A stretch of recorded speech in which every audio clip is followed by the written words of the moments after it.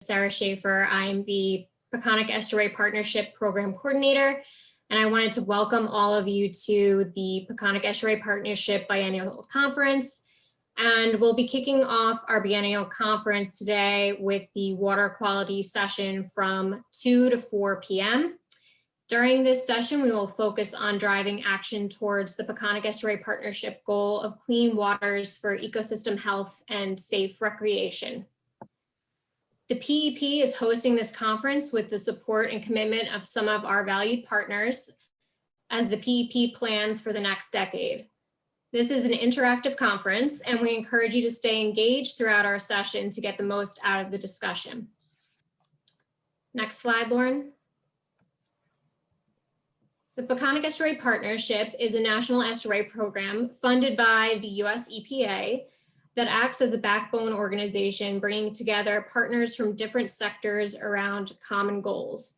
PEP staff and our partners support monitoring, research, collaboration, and education to address priority issues within the Peconic Estuary and its watershed. And PEP acts as a bridge at the boundary between science and policy. Our mission is to protect and restore the Peconic Estuary and its watershed. So the health of the Peconic Estuary faces challenges. That means our community does too. Excess nutrient loading from land causes water quality to decline. Climate change causes sea levels to rise, and all these issues combined with other human activities can degrade our wildlife and habitat. Our partnership must come together, as we have done successfully in the past, to continue to combat these issues. Next slide, Lauren. So over the lifetime of PEP, we have worked with our partners to protect water quality in the Peconic Estuary. And you can see some of our accomplishments over the past 10 years on this slide. We are committed to continuing to take strides to protect and restore water quality by providing tools and resources to our partners and residents in our watershed. We recently completed a water quality monitoring plan for East End municipalities, and projects that will be completed in 2021 include the Peconic Estuary Solute Transport Model with the USGS and a nitrogen best management practice assessment tool. And I'm going to be inserting some links to those accomplishments and those projects in the chat right now if anyone wants to learn more. Next slide, Lauren. So PEP is hosting this conference to formally launch the 2020 Comprehensive Conservation and Management Plan, or CCMP, which outlines goals, objectives, and actions that guide the partnership to address the challenges that our estuary still faces. The CCMP has 4 main goals: strong partnerships and engagement, resilient communities prepared for climate change, clean waters for ecosystem health and safe recreation, and healthy ecosystems with abundant, diverse wildlife. And we are thrilled to see so many people tuning in today in this interactive conference to join PEP and our partners to discuss how to drive real change to meet these goals. So the protection and restoration of the Peconic Estuary's environmental quality requires a committed focus by our partnership members, federal, state, local governments, businesses, academia, nonprofits, and the public. And to commemorate this recommitted focus, we're asking our valued partners, federal, state, county, and local government partners to sign a pledge to support the PEP's mission to protect and restore the Peconic Estuary and its watershed, and recommit their focus to implementing the PEP CCMP. So in lieu of the ability to have a formal in-person signing event this year, we'll be setting up opportunities for individuals to sign the pledge one by one later this spring. Next slide, Lauren. So this conference is all about starting discussions that put the 2020 PEP CCMP goals and actions into motion. And today we kick off this conference with the water quality session. So all of the actions in the clean water section of the CCMP are important to meeting our water quality goals. However, we don't have time to thoroughly discuss all those actions during this session. Nutrient loading in the Peconic Estuary is a top concern of the PEP, as nutrient loading from septic systems and fertilizers cause conditions that degrade water quality and harm fish and shellfish. And we've identified the focus of this conference session to be on action 17 and 18 of our CCMP to plan and implement science-based approaches for monitoring and reducing nutrient pollution. Tomorrow, which is Thursday, there'll be a conference session on climate change. And on Friday, we'll wrap up the conference with a habitats and wildlife session. So please register for those other sessions in this 2020 biennial conference, 2021 biennial conference, if you have not already. And now I want to introduce our Education and Outreach Coordinator, Lauren Shear. She's created a truly inspiring PEP CCMP video titled Peconic Estuary Partnership, A New Plan, A New Decade. And I'm gonna hand it off to Lauren now to tell you a little bit more about that. Thank you, Sarah, for the introduction, and I want to welcome everyone. Thank you for joining us. As Sarah said, my name is Lauren Shear. I manage the Education and Outreach for PEP, and I am very excited to share with you our partnership video. Like Sarah said, it's titled Peconic Estuary Partnership, A New Plan, A New Decade. When you get a chance, we would love if you would watch this video. We interviewed many of our valued partners to share with us their thoughts about the Peconic Estuary, their thoughts about being a part of this partnership and what that means to them, and how our new management plan will guide our work towards achieving the goals that Sarah outlined, including the goal of clean waters. So this video also has great footage, stunning photos of the estuary. There's some drone footage and a lot of clips of our partnership in action. So when you get a chance, please check it out. And I think we're going to drop the video link in the chat box so you can access it that way. Thank you, Sarah. I'd also like to give you just a little glimpse of the types of things that our partners have been saying in this video. So Suffolk County Executive Steve Ballone is in this video. He's presented 3 times, and here's a quote from him. There's also East Hampton Town Supervisor Peter Van Scoyoc contributed with an interview in this video. And New York State Assemblyman Fred Thiel also contributed great things to this video, and amongst all of our other valued partners that contributed. We just wanted to give you a little sampling of the types of things that are being said in this video. So please check it out and let us know what you think. Now, I'm just going to go through what do we expect for today, the session. So I'm going to pass it off to our moderator in just a few moments. And then we're going to go into the introductions of our panelists so you can get to know who our panelists are. And then after the introductions conclude, I'm going to launch a poll for our audience to participate in. There's going to be 4 questions at that time, and we encourage you to participate in that. After the poll, then we'll jump right into the panelist discussion, which is where our moderator will ask questions to our panelists, and it'll be a free-form discussion to have those fruitful conversations guiding to what are we going to do about these water quality issues and how do we achieve our clean waters goal. After the panelist discussion, then I'm going to launch a final poll, and there'll be 3 questions at that time. So we encourage you to participate during that poll. And when we conclude that poll, then we're going to open up the floor to a Q&A section at the end, which will hopefully be around 3:40, 3:45, when we encourage you to ask questions for the panelists. You'll notice that you entered the meeting on mute today, and we're doing that because we expect a lot of attendees and we just want to minimize distractions.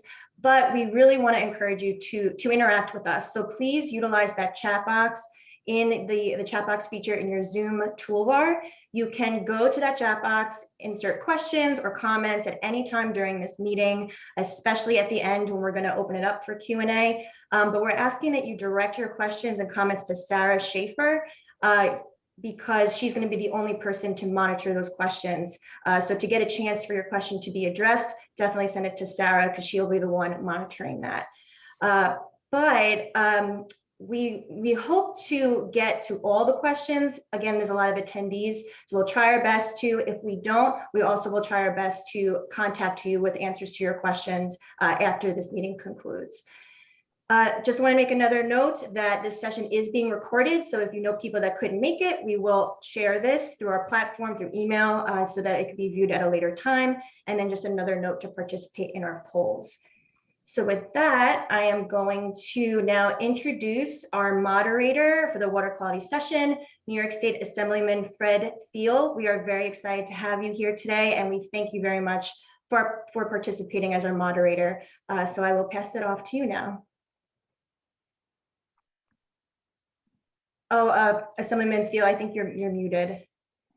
I am now unmuted, I think, and I think the three most common words during the pandemic have been unprecedented and please unmute. And right off the bat, I got to do that. But I want to thank the Peconic Estuary Partnership for inviting me to participate and to be a moderator today for today's water quality session as part of the biennial conference. It's a pleasure to be here. There are still a few of us left that go back to the Peconic Estuary program from its creation. And I see Kevin McDonald here as one of those.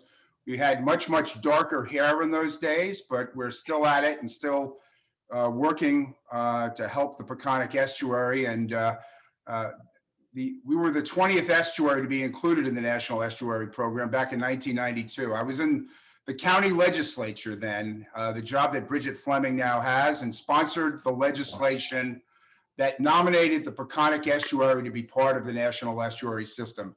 And we were certainly successful with that. And then I left the county to be the town supervisor and got to be on the management committee that produced the first CCMP for the Peconic Estuary program. So that beginning was almost 30 years ago. We'll be celebrating that anniversary next year. And suffice it to say that the Peconic Estuary program has contributed much to water quality and our ecology and the environment on the East End during that almost 30-year period. And what is special, I think, about now is that I think the PEP is undergoing a renaissance, a rebirth to meet the challenges with regard to water quality. One of the parts of that rebirth is they changed the name. It's not the Peconic Estuary Program anymore. It's the Peconic Estuary Partnership, recognizing that we all have a part to play here. We all need to be partners if we're going to improve water quality and return health to the Peconic Estuary.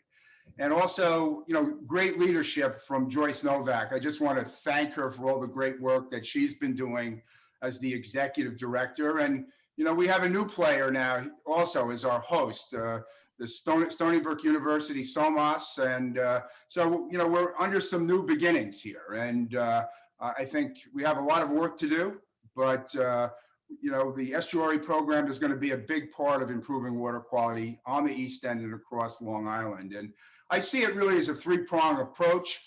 First of all, you have to have a plan with specific goals. You have to know what it is you want to accomplish. And then you have to make sure that you've got in place the tools, the technology, the things that you're going to need to be able to implement that plan and to get the results that you want to get. And then finally, as is always the case with anything like this and with government, you have to have the money to be able to implement it. And I'm just going to sidetrack a little bit. We just did the budget in the state of New York. Always a unique process. The way I would describe it this year is the way one of my former East Hampton town supervisor, Russell Stein, used to say about this a lot. I'd say this about the budget. It was real, it was fun, but it wasn't real fun. And I think that often is the case with the budget, but it was a good year for the environment and a good year for, I think, water quality in the Peconic Estuary Program. The EPF is fully funded at $300 million. The Peconic Estuary Partnership got an increase from what had been $200,000 for years up to $450,000. And the idea of getting that state money was that the towns would then use the authority they have under the CPF to match that and to provide increased funding for the new challenges that the estuary program is meeting.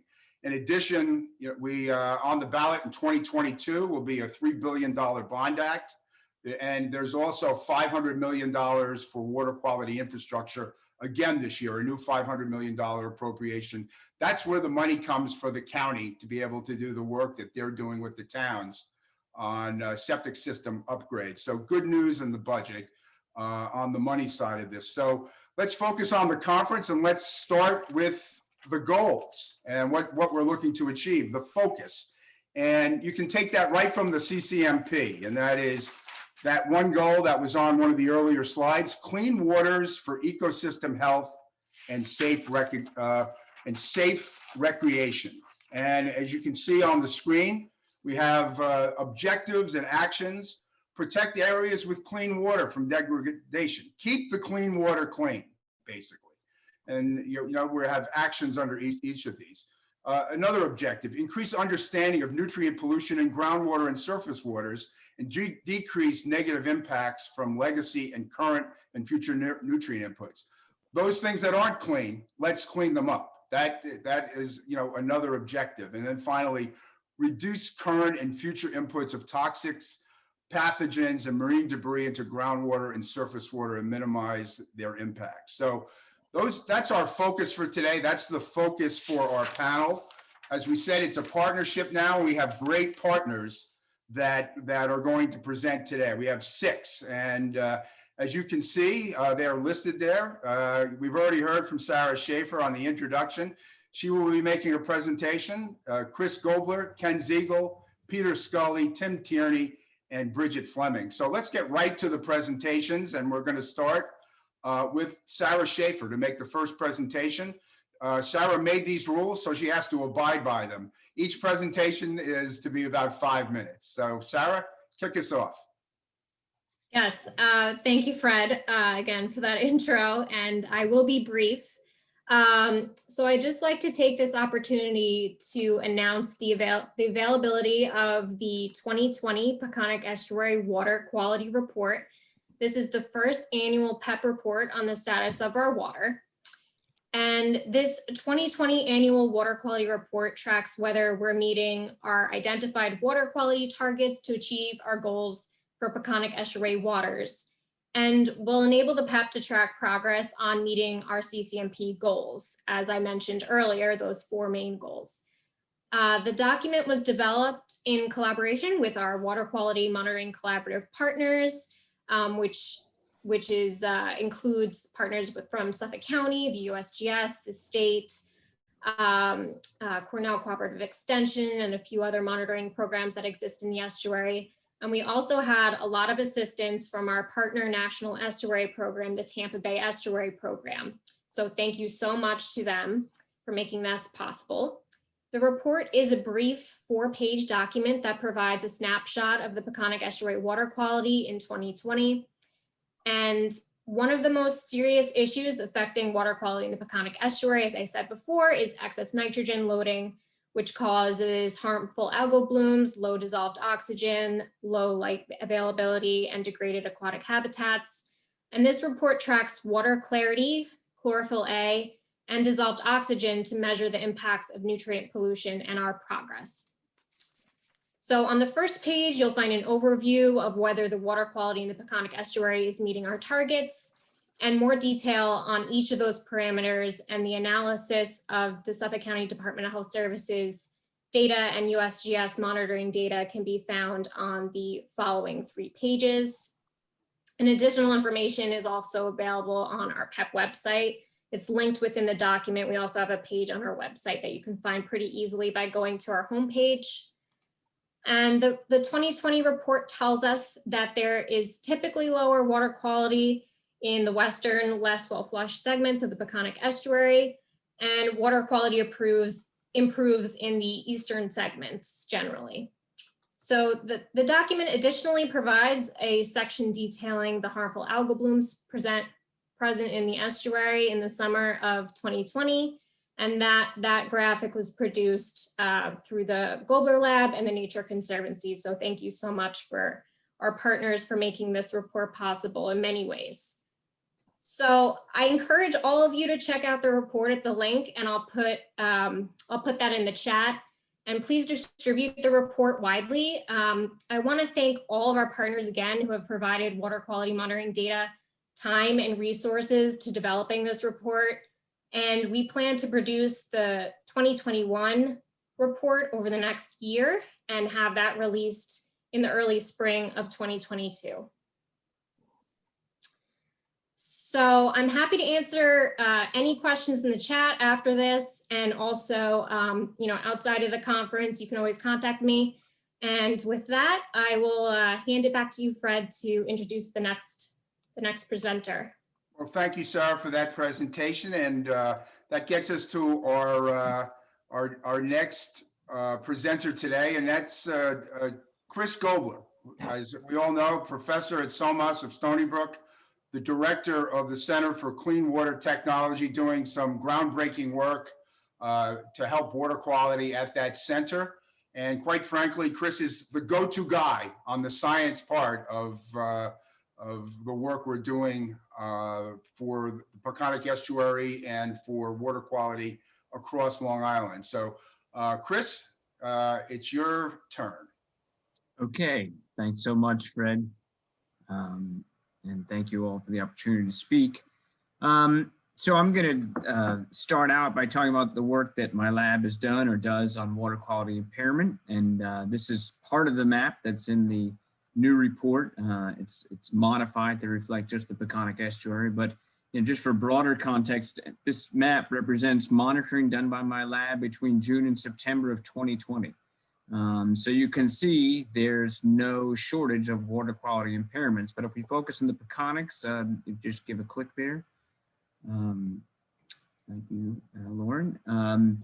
You can see that within the Peconic Estuary last summer, there was a very large rust tide that spread all the way from, actually this map needs to be modified even as far, and it is modified for the report, from Accabonac Harbor all the way through into Flanders Bay.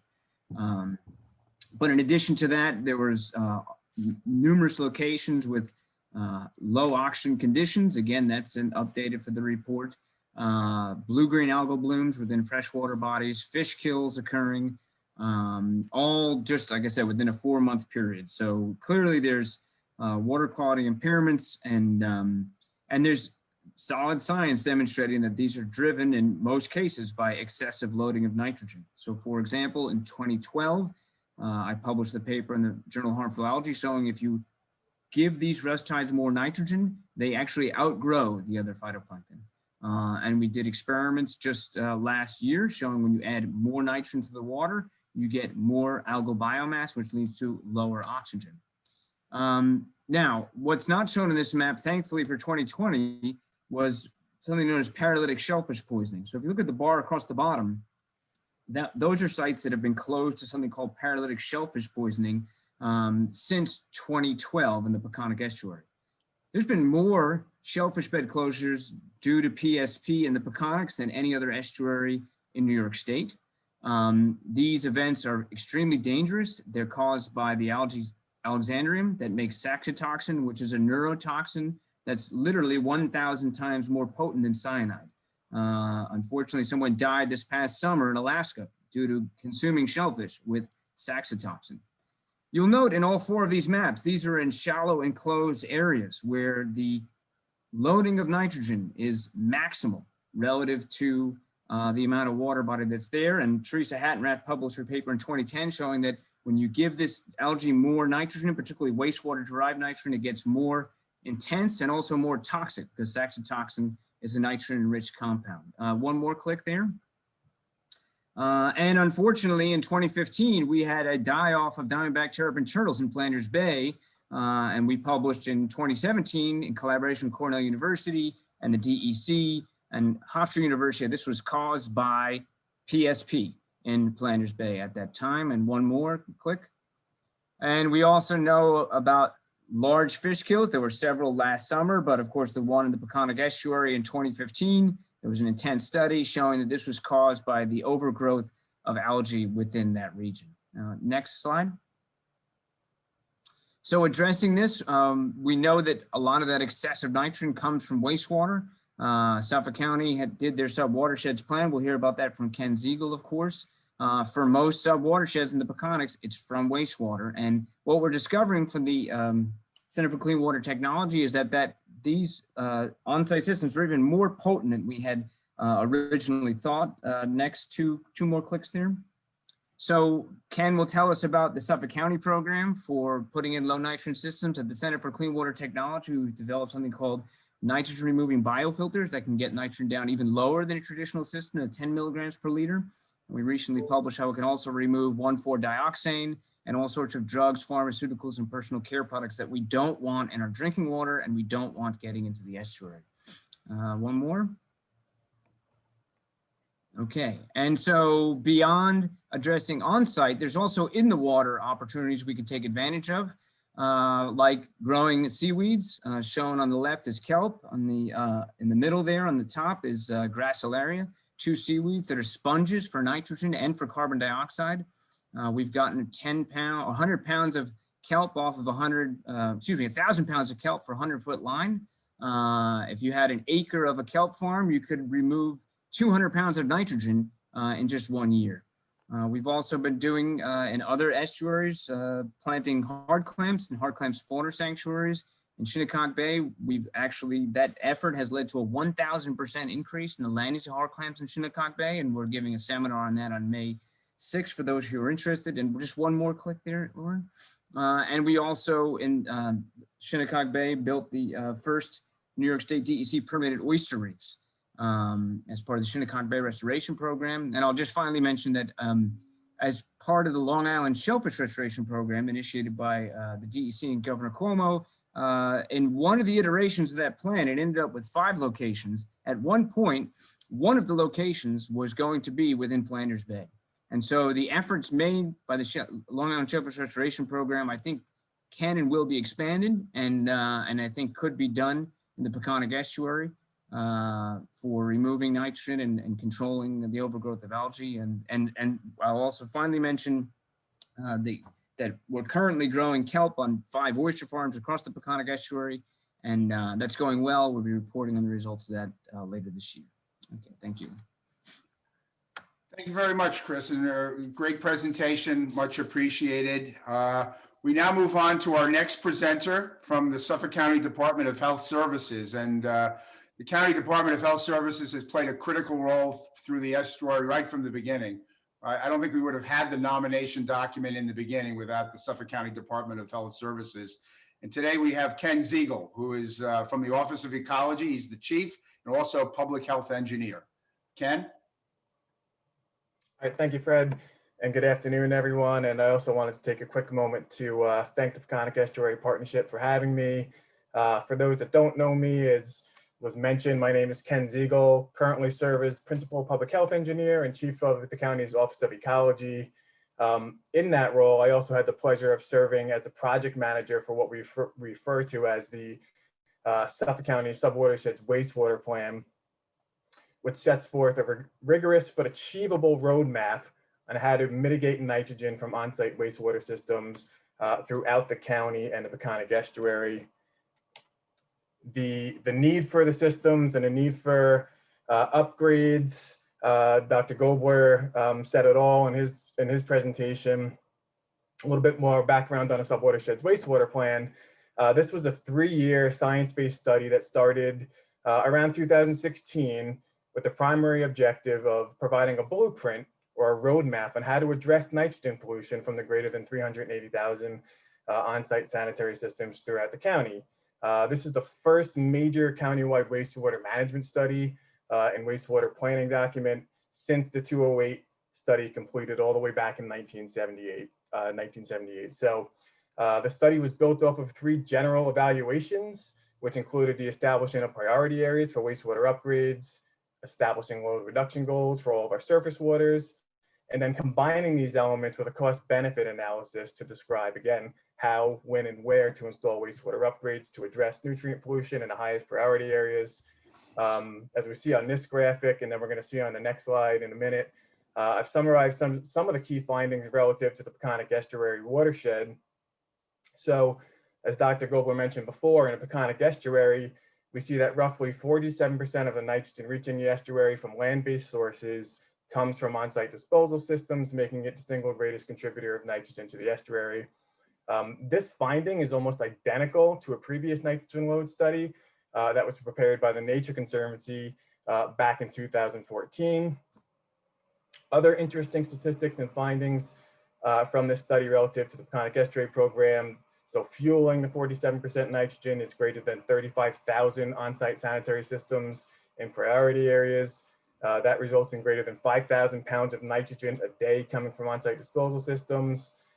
Not only is it a problem for surface waters on the east end, but it's also a problem for the shallow aquifer that feeds those surface waters. So there's the highest density of private supply wells within the Peconic Estuary watershed that have concentrations above the existing sanitary goal, county sanitary code goal of 6 milligrams per liter, and also above the state's drinking water standard of 10 milligrams per liter. And then finally, last but not least, the estuary-wide load reduction goal evaluated in the subwatershed's wastewater plan was about 43%.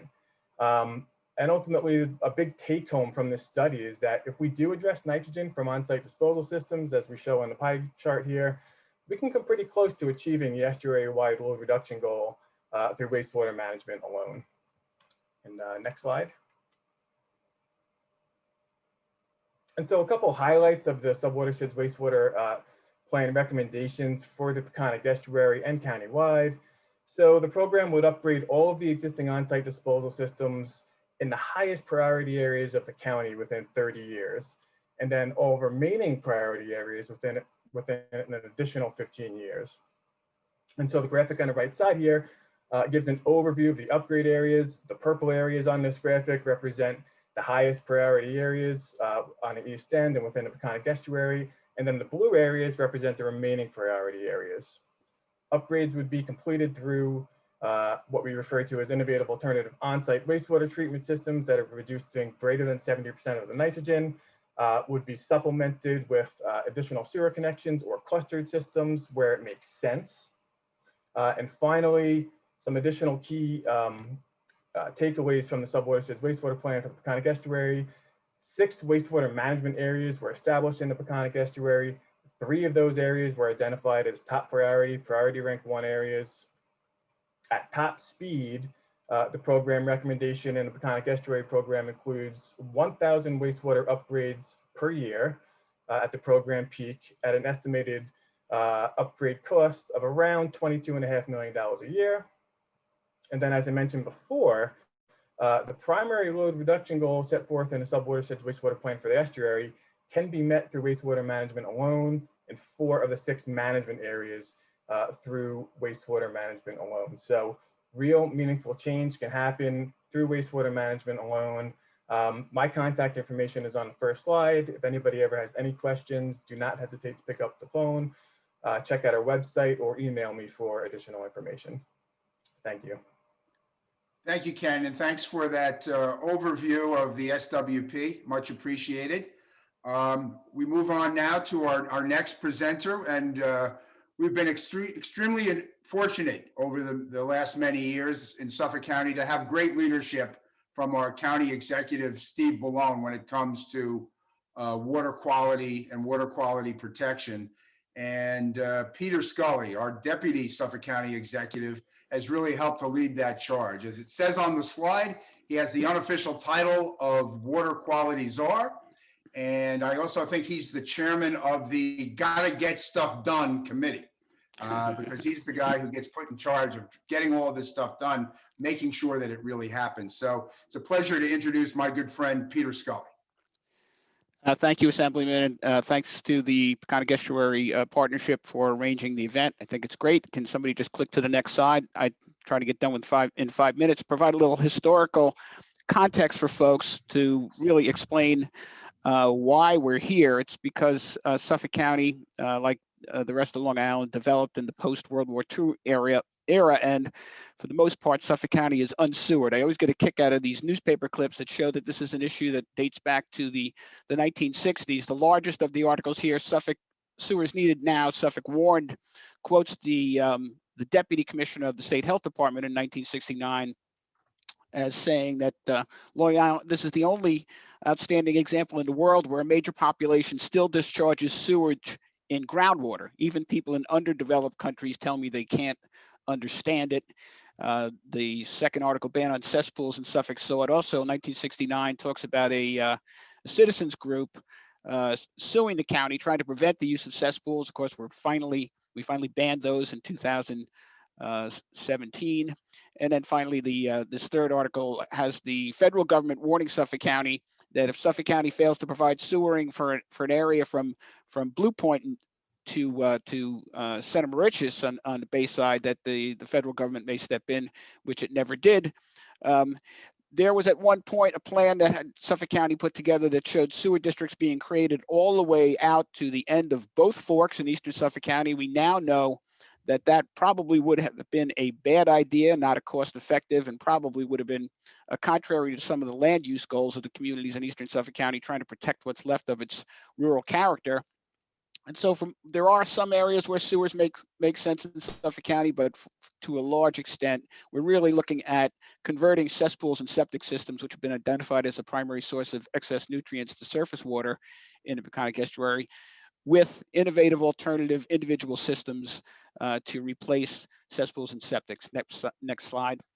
And that's not a simple process. We have spent the last 5 years setting the stage for the change, and I use this slide a lot. Many of you may have seen it.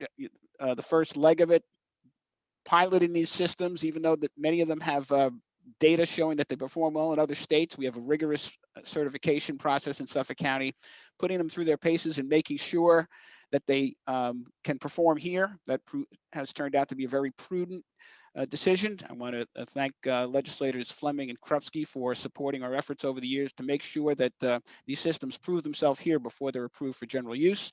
Preparing an industry. The county executive has often pointed out that these systems are not like cesspools and septic systems. You can't just set them, forget them, and deal with them when you have a problem. These systems have active treatment systems, and they need to be installed and maintained by people who are trained for that purpose. We put in place a licensing law in 2016. We've offered training to this new industry, which is burgeoning now in Suffolk County. That has worked out well. The Long Island Liquid Waste Association has been very responsive, and we're really creating jobs in Suffolk County to install and service these systems. The responsible management entity, the middle leg, creating the Suffolk County Department of Health Services as the entity which is authorized by law to regulate installations and maintenance. Code amendments.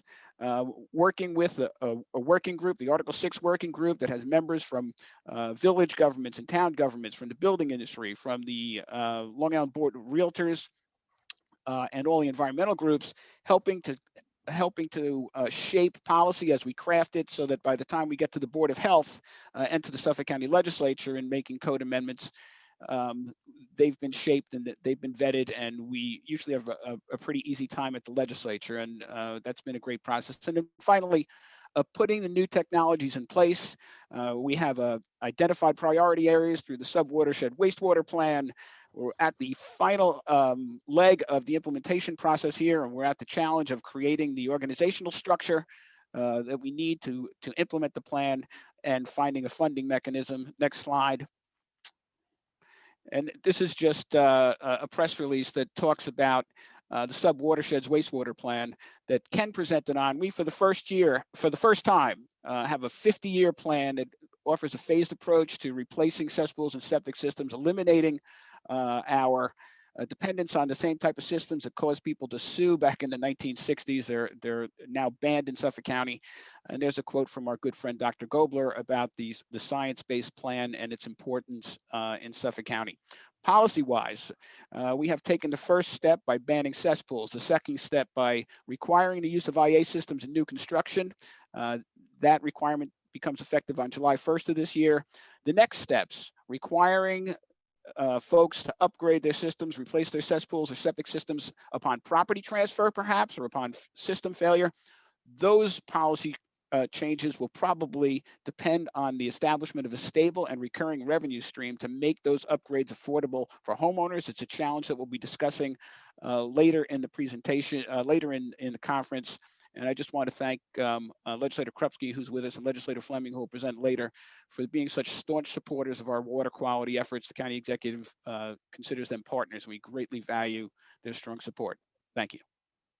Thank you, Peter. I appreciate the great presentation and all the good work that you've done with regard to water quality. And, you know, as we said at the outset, we've been really emphasizing the word partnerships and partners today. And whether it's been the university or the county, it also includes the state. And we have a great partner in the New York State Department of Environmental Conservation.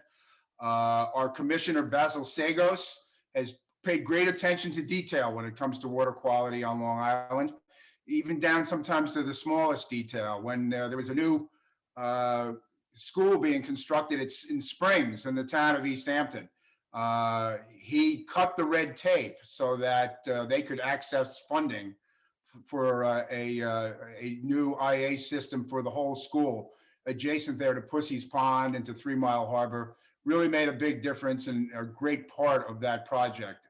And it's those individual acts, all one atop another, that's going to make the difference. And today the DEC is represented by its Deputy Commissioner for water quality, and that's Jim Turney.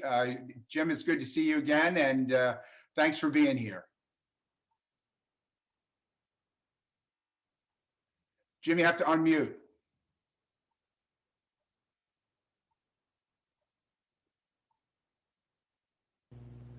Okay, I think I might have been double mute. Do I come through now? Yeah, you're right. You're good. Well, I just want to say thank you so much for Assemblyman for your leadership over so many years on water quality issues.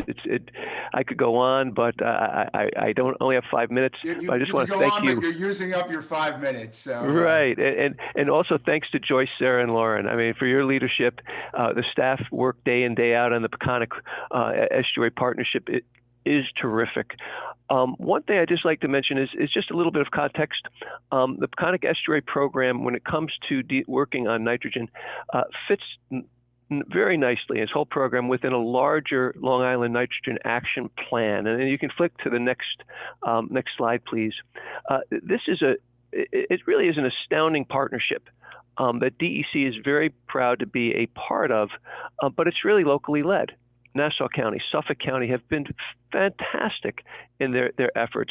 I think over 130 civic groups have joined into this effort. We have Dr. Gobler and the SUNY Center for Clean Water Technology, which was established under this program, and of course Long Island Regional Planning Council, which has done terrific work as part and parcel of the partnership. What we've done is we've managed to take a crisis and turn it into an opportunity. The water quality in Long Island was just simply unacceptable. And national headlines were grabbed by the existence of harmful algal blooms. And it's sort of a scary thing, toxic algal blooms, and a type of critter that's very difficult to deal with, because it's about 2.8 billion years old, according to the studies that I've read. It's the thing that put oxygen into the atmosphere, cyanobacteria. It's that ancient, and if it's 2.8 billion years old, it's picked up every evolutionary trick in the book in order to flourish relative to other species. And so it makes it's a very difficult problem. It's attracted a lot of attention. And then when you get to nitrogen, nitrogen's a particularly difficult pollutant to deal with because it dissolves in water and flows along with the water table. So in freshwater systems, we're dealing with phosphorus, but at least phosphorus absorbs to soil particles and tends to stop in groundwater or be absorbed in groundwater for the most part. So you're taking on a very significant and detailed problem, but it's also fundamental. We don't get our ecosystems restored unless we address nitrogen. And my congratulations to Peter Scully and County Executive Malone for what is just phenomenal leadership on this issue, both in Peconic, in Long Island Sound, and frankly throughout Long Island and nationally. Now, just a few quick numbers. So far, there's an old proverb, Dutch proverb, that water problems are money problems, and it's true. It's a Dutch proverb because they've been doing water issues, since the 1600s. we have put together quite a bit of funding for research initiatives, pilot projects, and advanced monitoring and data systems. That's part of what New York State can do in this locally led leadership.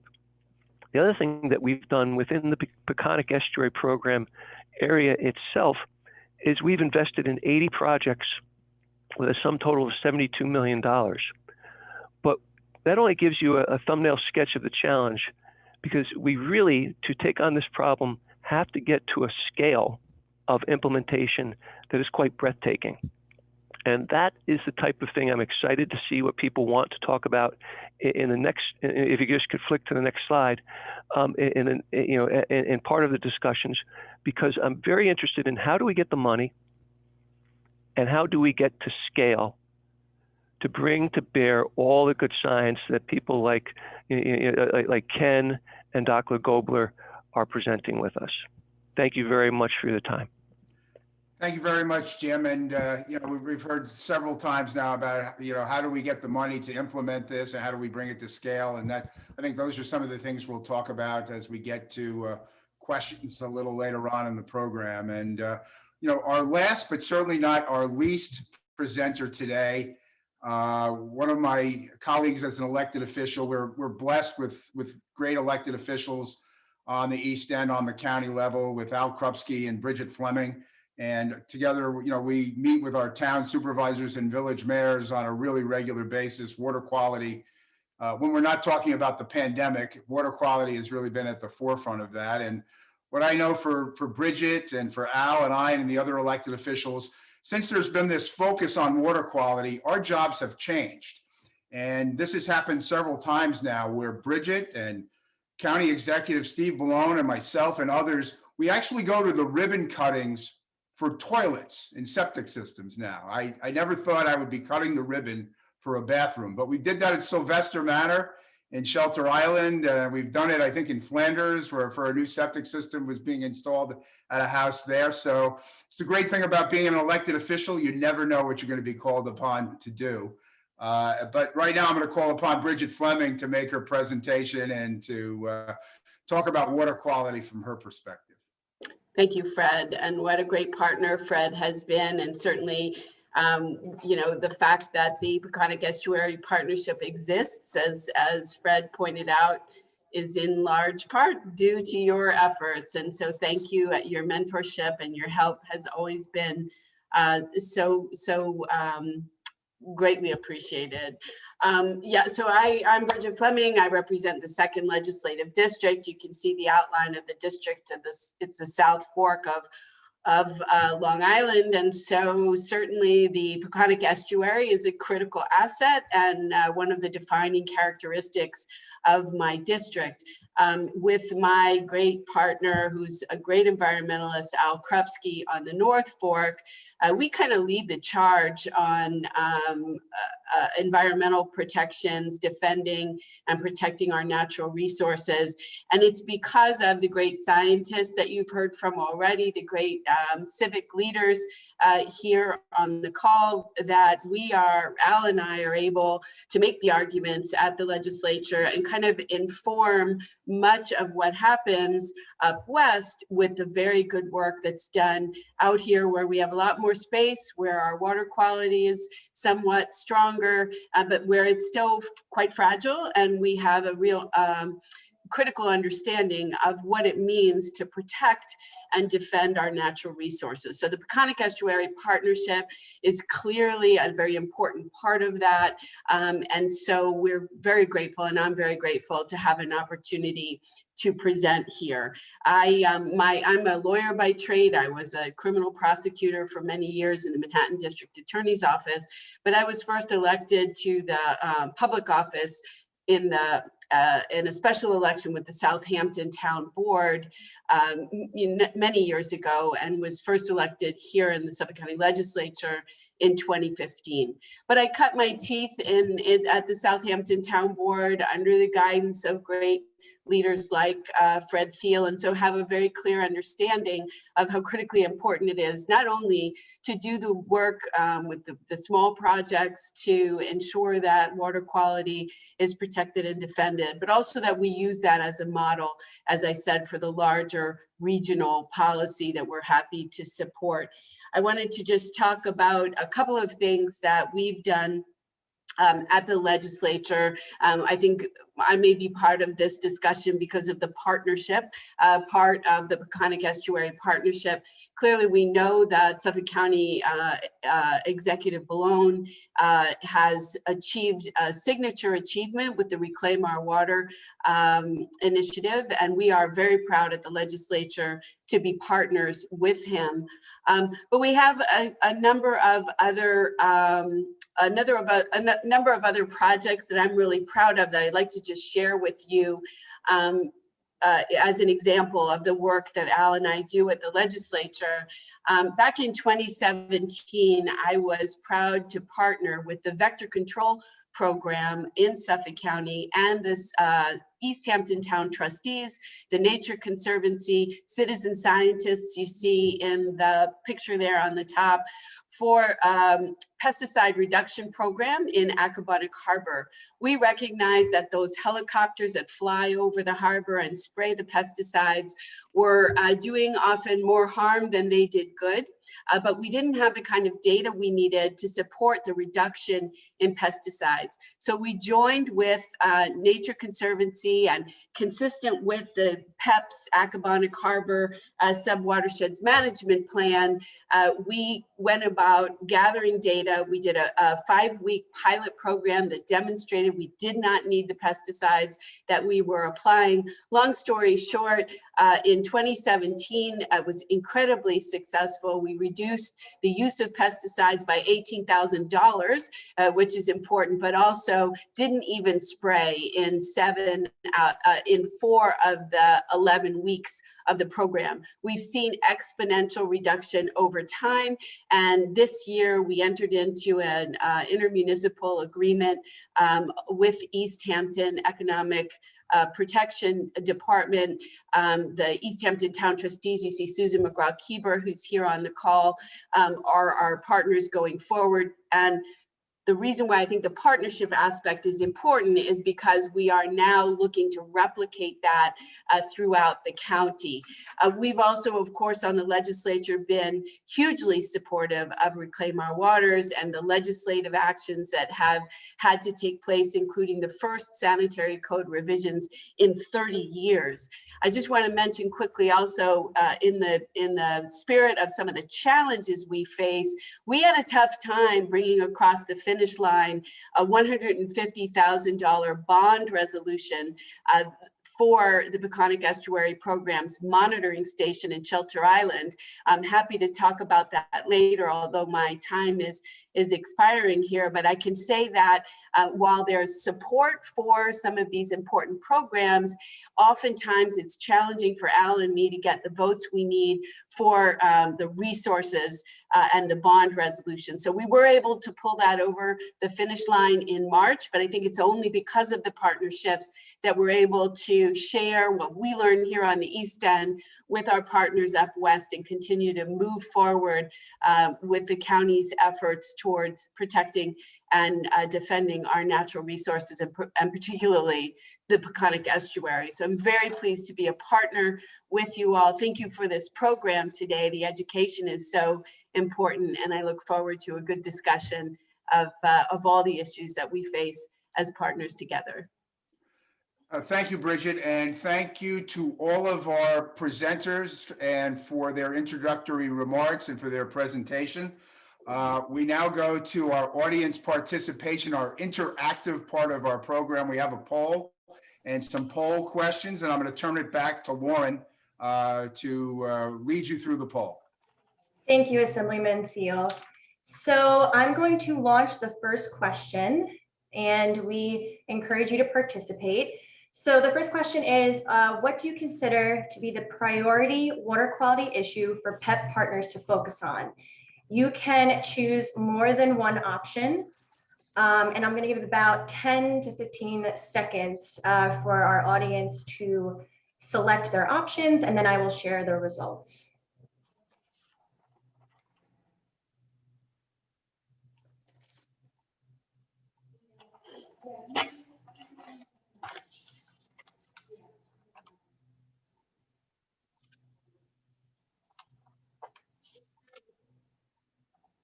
Okay.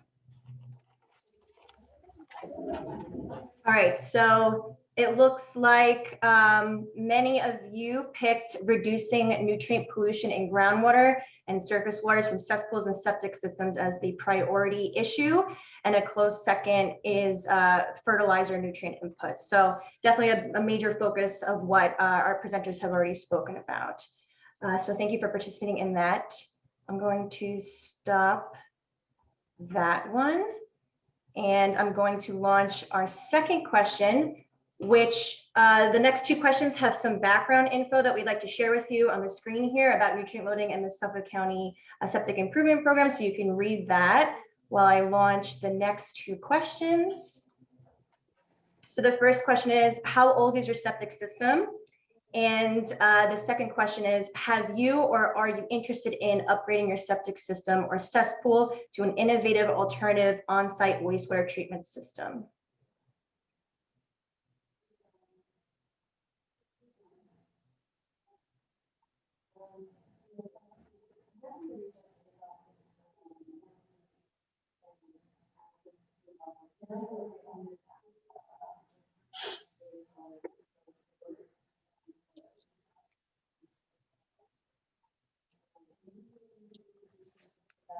Give a few more seconds. So there's two questions. Okay.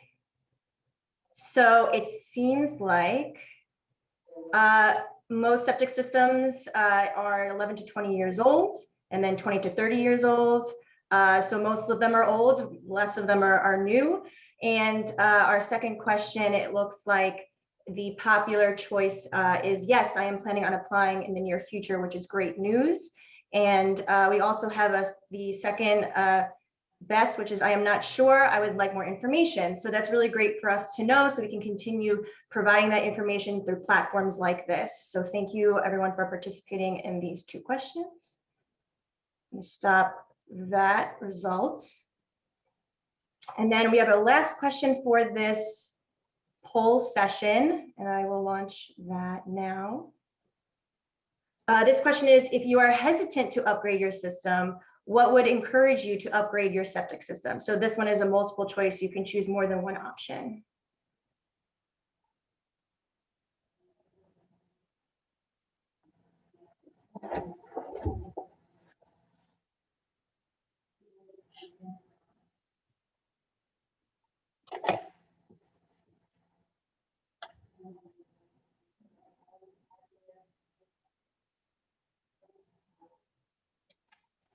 Okay, it looks like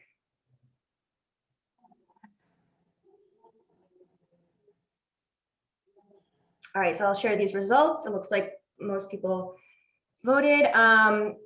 So it looks like I need more financial resources to apply is a top choice here for those that may be hesitant to upgrade their septic system. And then the next option is not sure how to get started. So again, more education is needed.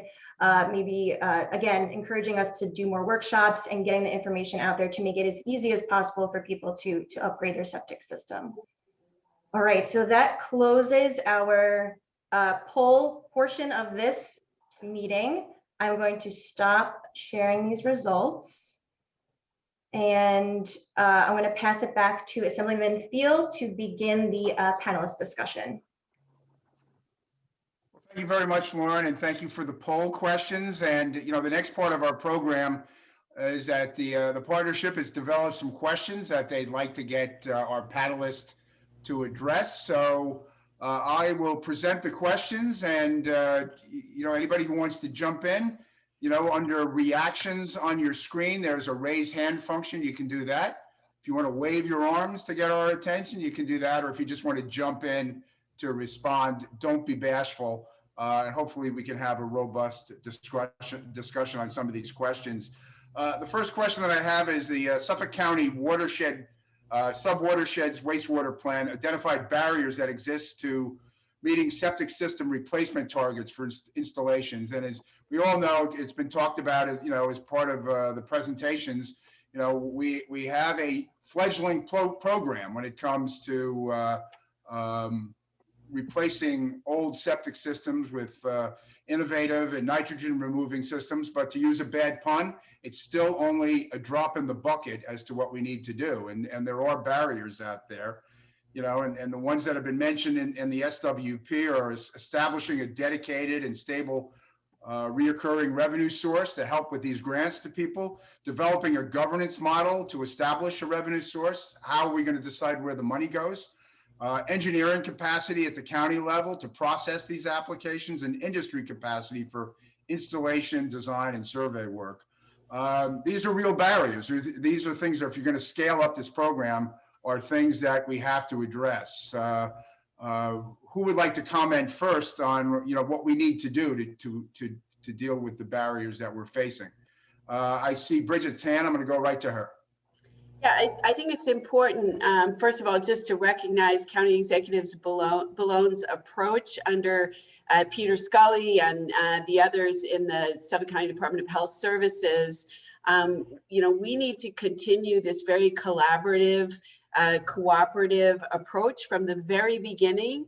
The first thing I think that Peter and his team did were bring together the local folks who have, who have the most knowledge about what's needed to move this forward.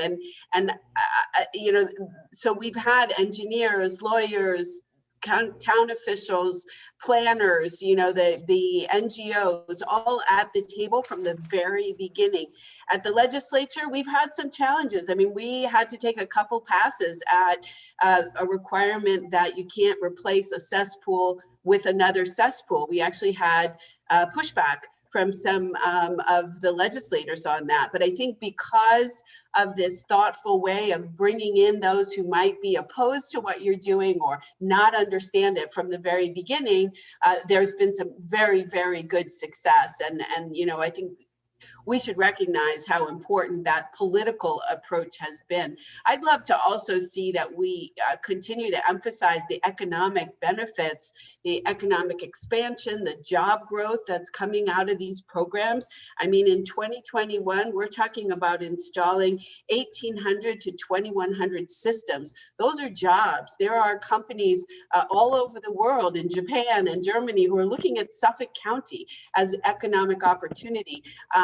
I think it's a terrific opportunity, especially coming out of the pandemic, to grow the job sector in these septic replacements. And if we continue to emphasize the economic importance, not only because our surface waters, are so critical to our tourist economy and the billions of dollars that are produced there, but also that we're creating jobs and a new economic sector. Those are the kind of political strengths that I think we bring to bear and make some of the more challenging political steps that we need to take to get there more palatable to the community as a whole. Anybody else? Jim Tierney. Well, hey, I just maybe to put a few things in context and then get specifically to sort of the critical long-term point on money. Excuse me.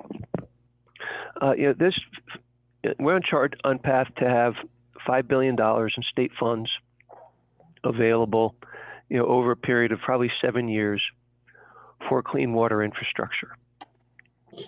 That probably makes New York State by far and away the largest source of grants for municipal clean water infrastructure in the country. I don't know of any other state that has anything like that. We also, as the Assemblyman mentioned, we have a $300 million annual environmental protection fund, a number of things of which programs include programs for clean water. And we use both of these sources of funds to help address nitrogen in Long Island. There's also, right next door to the Peconic Estuary Program, is another national estuary program. It's the Long Island Sound Study, it's called. And I know some people from EPA are probably on. And that program is currently funded at a rate of slightly more than $30 million a year, per year. So, that presents another opportunity for funding. Sorry, if we play our cards right, you can start to ask questions instead of the $600,000 or $800,000 from the federal government that the PECONIC gets. Is there a mechanism to tie into the type of funds that would be available from the Long Island Sound study? Now, also, President Biden's infrastructure program lists $56 billion for clean water infrastructure. $56 billion. How do we get our hands on those funds and deploy it to help address this water quality problem in Long Island? And then the last thing, which I think is important to talk about, is the need for a recurring source of revenue. There's a program that's being studied to set up a countywide sewer district.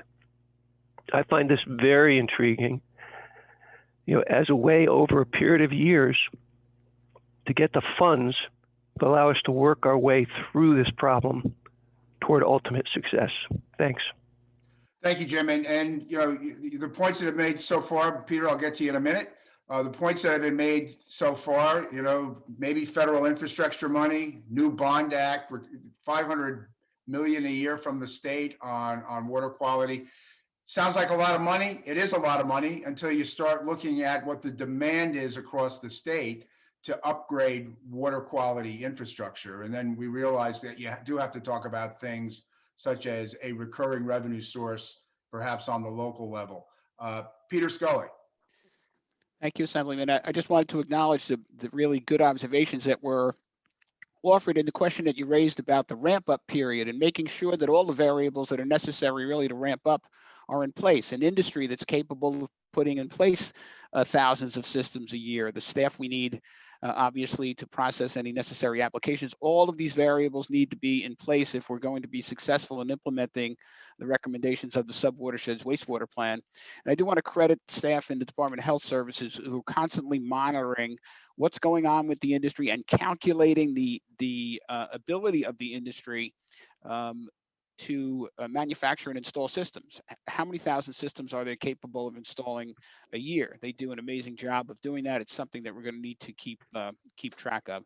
I also want to acknowledge the fact that much of the work that we're doing in Suffolk County would not be possible but for the strong financial support we've been receiving from the state of New York over the past 10 years through the governor and through DEC. We have many of the staff that we have working in the Department of Health Services are funded by virtue of our SCOOP grant, and we couldn't have a better partner in state government than Jim Tierney.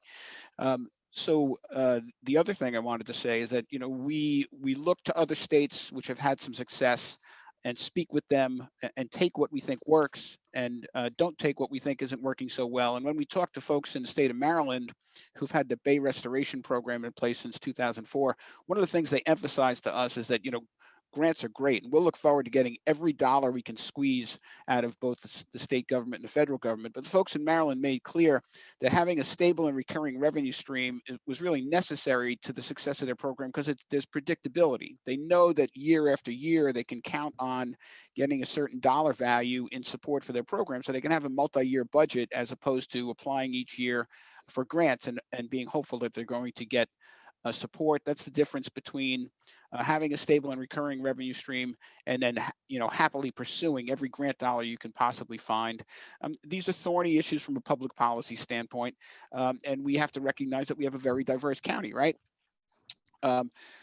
Jim Tierney pointed out that we're talking about a countywide district these days. The Long Island Regional Planning Council and DEC gave us a $500,000 grant to do a feasibility study. But it's really, we've been talking about a water quality management district because there's much of Suffolk County that will never see a sewer, right? And there's much of Suffolk County to which the word sewer is not something that they're really comfortable talking about.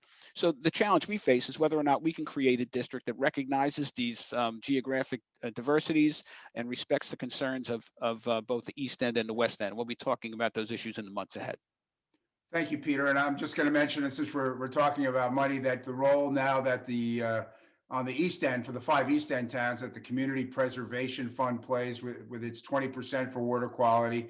The towns have partnered with the county in their abilities to be able to provide grants for these septic system upgrades also. And that's been, you know, as we've gotten this off the ground, every bit of that has helped. So we're going to move on to the next question. You know, we talked about some of the barriers that there are to ramping up this system. And, you know, the next question, there were 2 questions on this in the questions I was provided. I'm going to kind of combine them into one here, I think.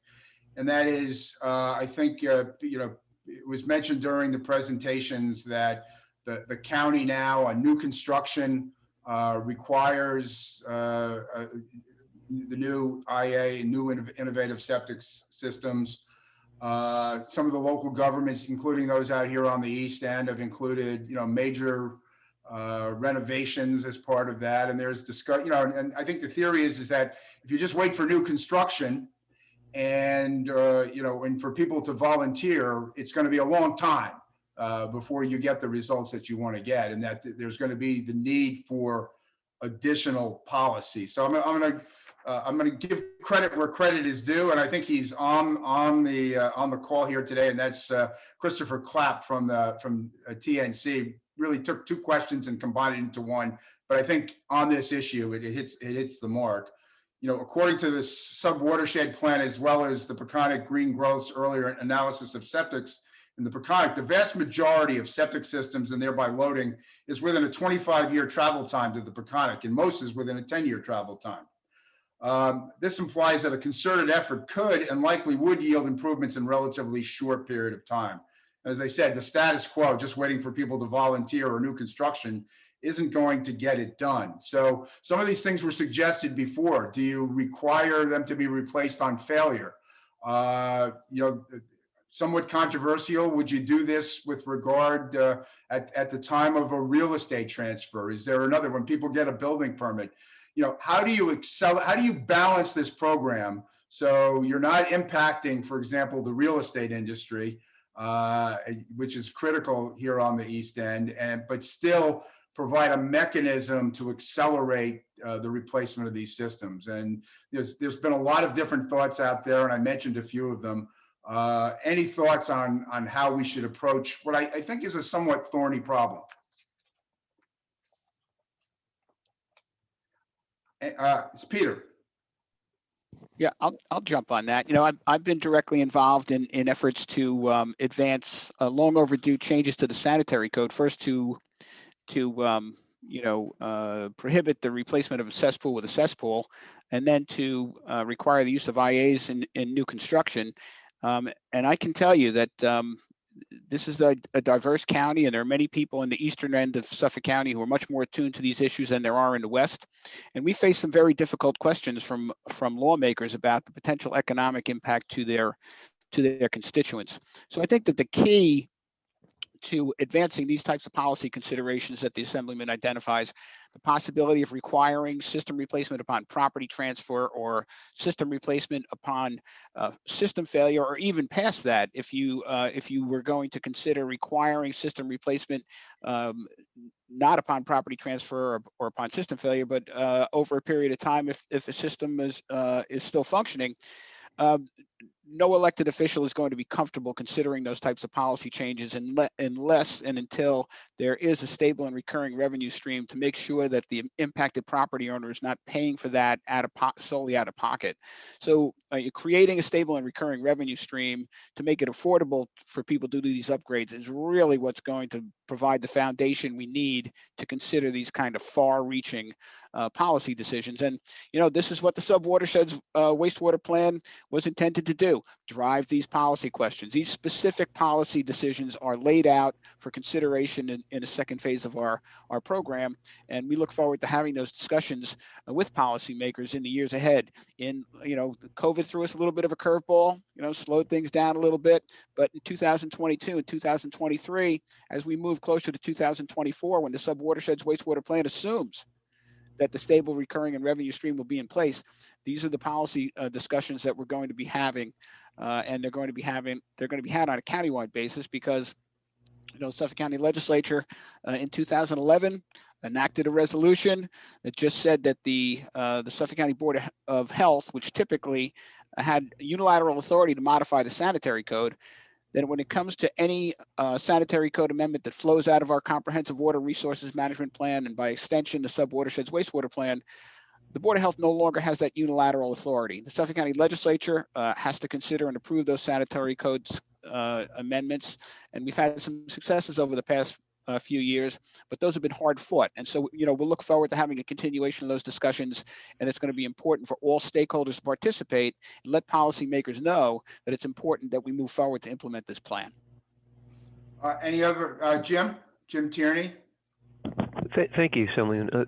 Just two things along these lines. We after Sandy, we have managed to obtain and deploy probably $2 billion in federal funds to deal with nitrogen problems on the South Shore of Long Island. For example, the South Shore Sewering Project that Peter has been the leader on. This $373 million that has been dedicated towards that in state and federal funds. Not from out of what was an estimated cost of $390 million. But that only gets you a small part of southern Suffolk County. It's a septic hotspot. It's important. It's difficult, but it's only a small part.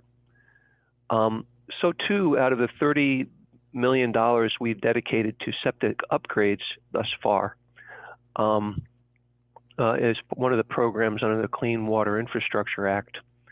Fully $20 million of that has gone to Suffolk County because Suffolk County is up and running and doing a great job, and we want to feed that beast. But the point that Peter makes that this is good, this helps, this gets us down the road. But unless we do get some sort of recurring revenue stream, we're not playing to win.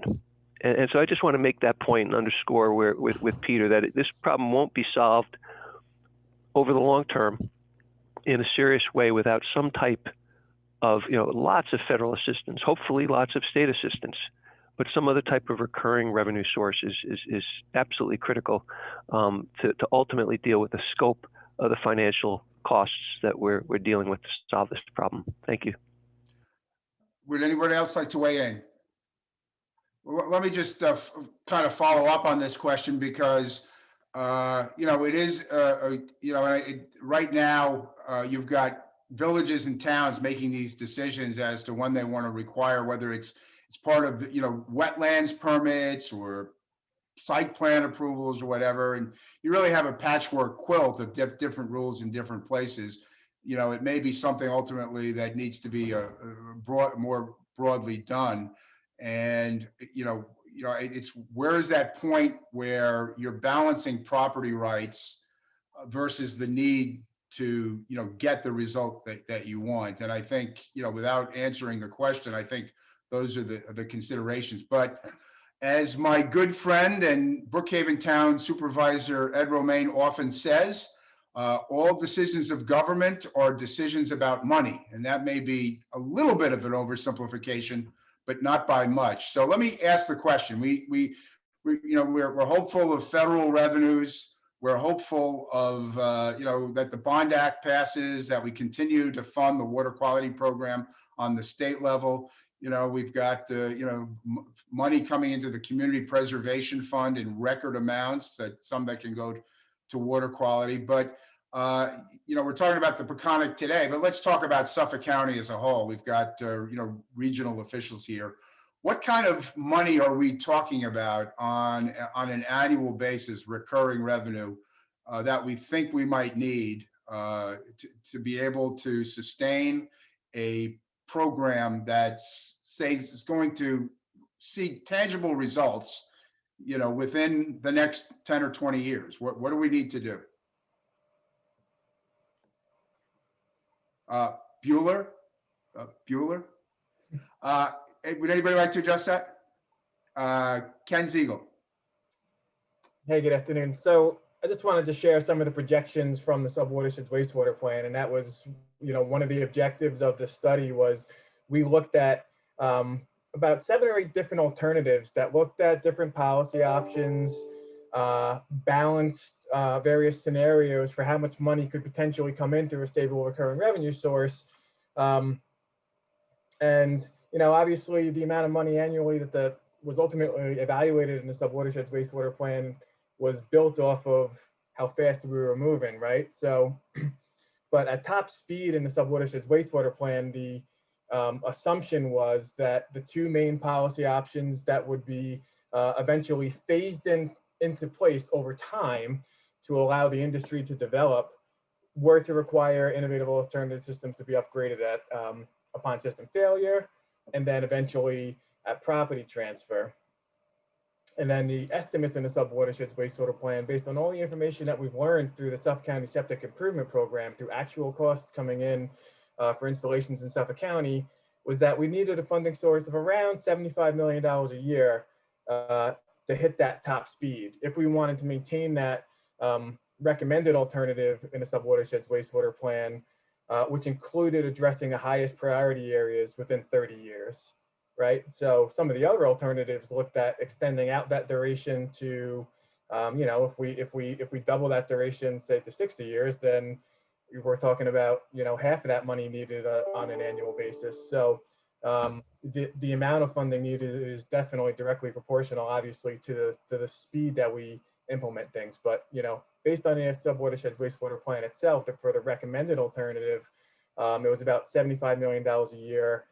For upgrading all the priority areas within 30 years. Yeah, I think as we've also found, certainly other experiences, certainly with land conservation, we found if you've got that local recurring revenue source, sometimes that is great leverage in attracting, state and federal dollars from other sources also.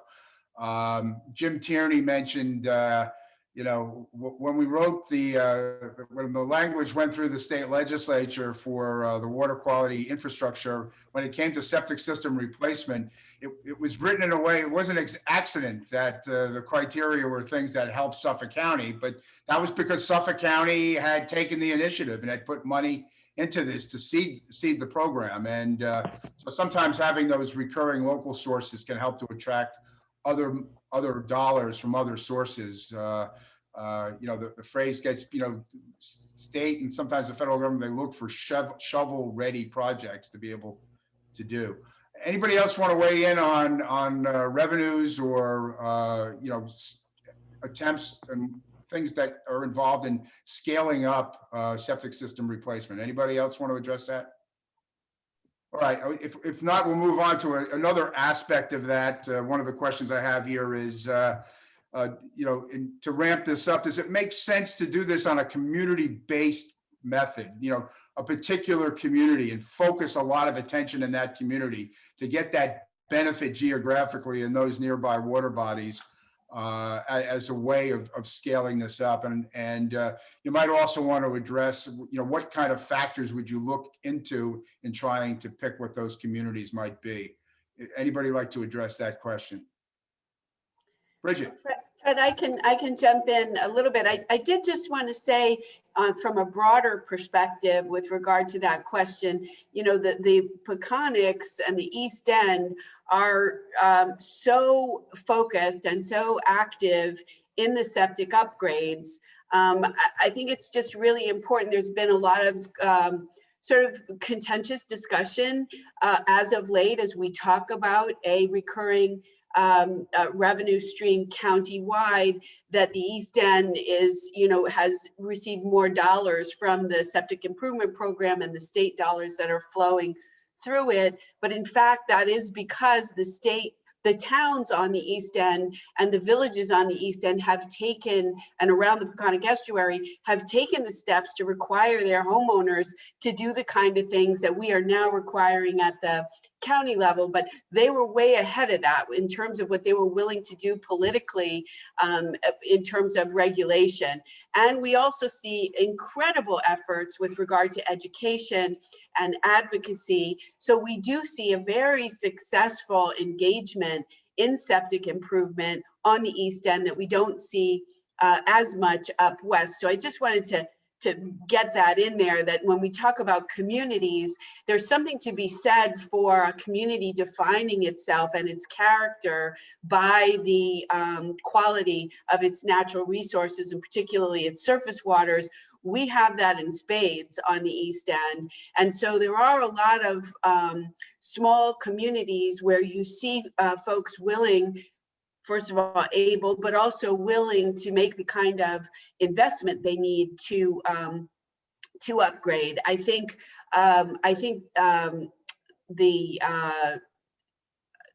there's a neighborhood, now I can't remember who was involved in doing it, that did do a cluster system. And I will think of it in a second, but it was very limited. Those cluster systems are challenging because you need not only measurable impacts to the nearby surface waters in order to support the investment, but you also need the kind of access property to property that will allow you to build a cluster system. And you know, so the easements and the property work, the real estate work that's required is challenging.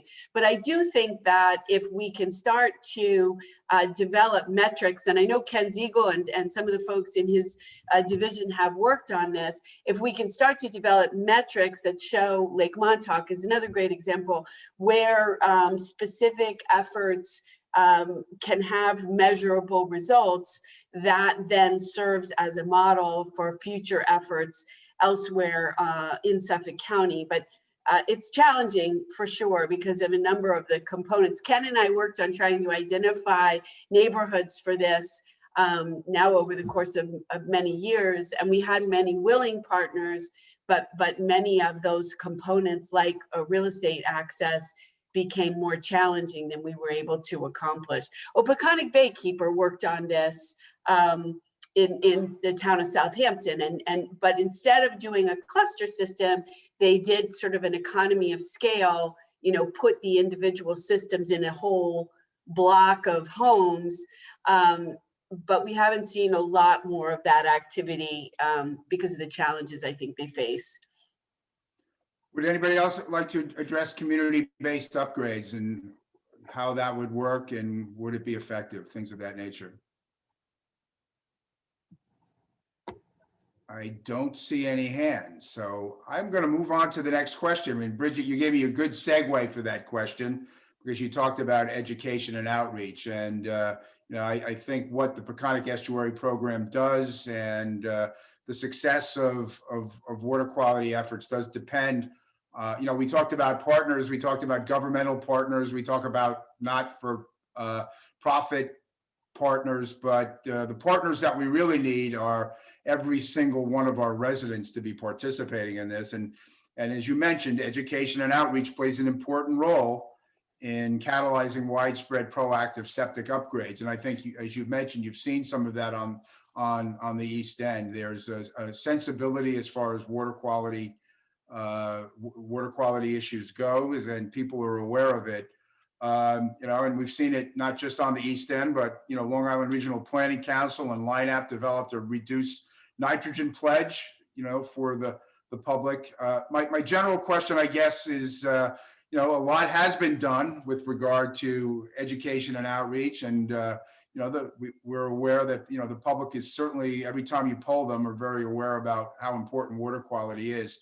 But what do we need to do? What should be some of our future initiatives with regard to education and outreach to get even greater participation, greater awareness in participating in improving our water quality, including septic system upgrades? Which one of our panelists would like to address that? It's virtual, but don't be bashful. Well, I can say clearly that the you know, Peconic Estuary partnership is a huge part of that, and this kind of education. But we have so many great partners, whether it's Cornell or Stony Brook or Peconic Baykeeper or Defend H2O, the Nature Conservancy. I mean, we are on the East End. There is a commitment. Look, people from New York City are flooding us because we have, our communities respect open space and natural resources, and people need that now more than ever in a pandemic. So, I think these kind of programs just need constant support and encouragement. And I think a program like today's is a good way to do it. We have lots of great partners on the call who are enthusiastic about working with this kind of education. So kudos to Peconic Estuary Partnership for putting everyone together today. But obviously we've got to just continue the enthusiasm and the education and moving forward. Thank you. And I see Chris Goldberg's hand, and I'm going to add a little twist to the question. And I'm going to ask you, Chris, maybe if you could address this too, because Bridget mentioned this. And, the East End of the Peconic Estuary, we've considered ourselves to be a seasonal community, for many, many decades. The population triples in the summertime. That has impacts on all infrastructure, including wastewater, but then they go home, or they only come out for the weekends. And because of the pandemic, we've seen it in the Community Preservation Fund numbers, which have, were off the charts. But, if you talk to some of our town supervisors, that are running solid waste facilities, they'll tell you that the amount of solid waste that was generated in months like October or months like February off season have tripled. So, kind of a two-part question. One is, and Ken Ziegel, Jim Tierney, you could jump in on this also. Do we need to, the East End, its demographics may be changing. We may be more of a year-round community, at least for the near future. Does that affect how you are now looking at modeling as far as what we need to do in dealing with septic waste, for example? And, again, because we are talking in this question about education and outreach, these new residents that, may not have the same sensibility on the environment and water quality, any thoughts about how you would deal with outreach and education to people that only used to spend, maybe a few months or a few weekends here that are now here all year round? So Chris, I'm going to go to you first on that. Yeah, thanks, Fred. And on the first question about how that year-round is changing, I can say that we're seeing in the septic systems that the Center for Clean Water Technology is monitoring, that the systems that had the nitrogen content in those systems sitting in those systems that are leaching into the ground doubled during the pandemic when there are more people at home. And so with the point being that, no doubt when you have more people more often in their homes, that's going to have a bigger effect on groundwater, drinking water, and then surface waters. And, Ken can speak to this, but, having been part of the committee that was on the modeling end of things, there's an assumption with how the whole model is built on the amount of wastewater nitrogen loading is based on, well, we think this many people are around for this many months. So as soon as that calculus changes, then, if it goes from 2 months to 12 months, well, that's a 6-fold increase in that nitrogen load from wastewater. So, this will, and, I think everybody would agree, these trends appear to be real and we'll see to the extent to which they're permanent, but, there's certainly a big influx of people. And I think as far as educating them, I think people just need to be presented with the science and the facts.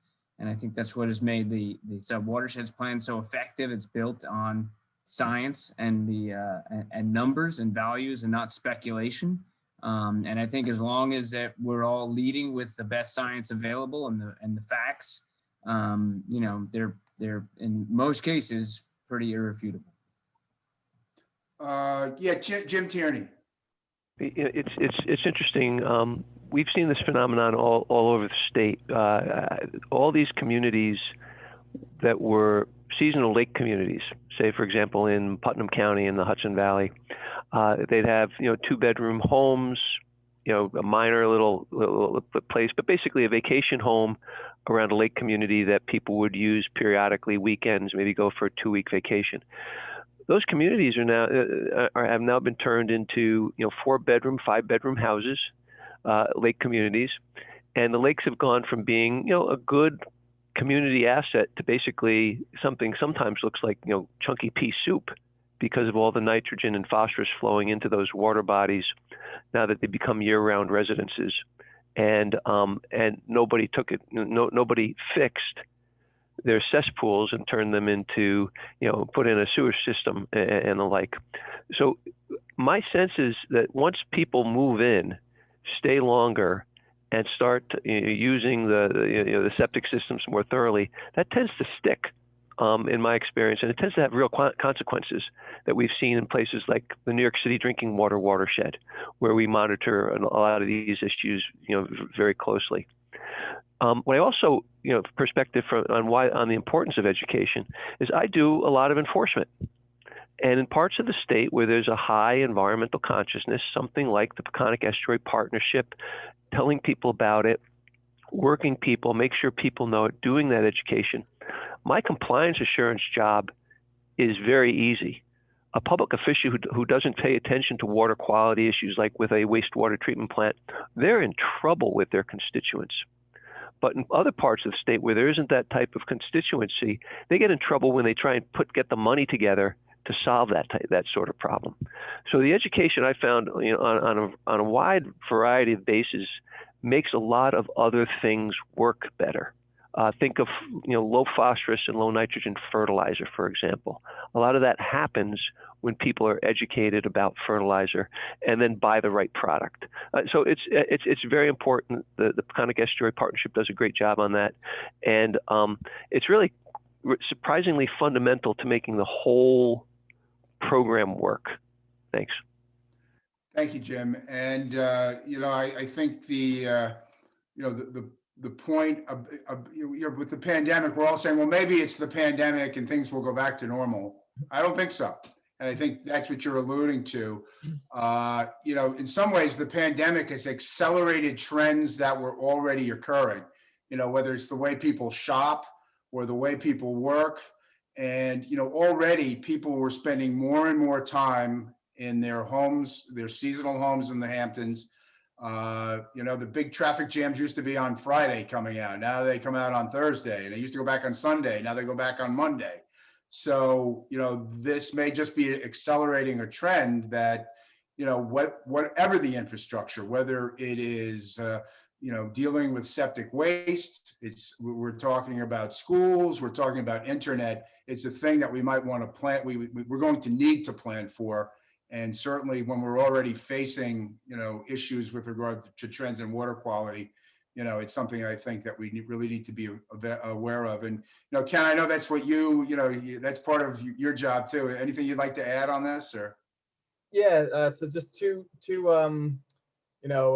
one interesting observation, and also echoing what Dr. Goldberg said.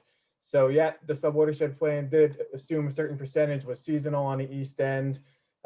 Because of data like that and things like even like global warming, conditions change.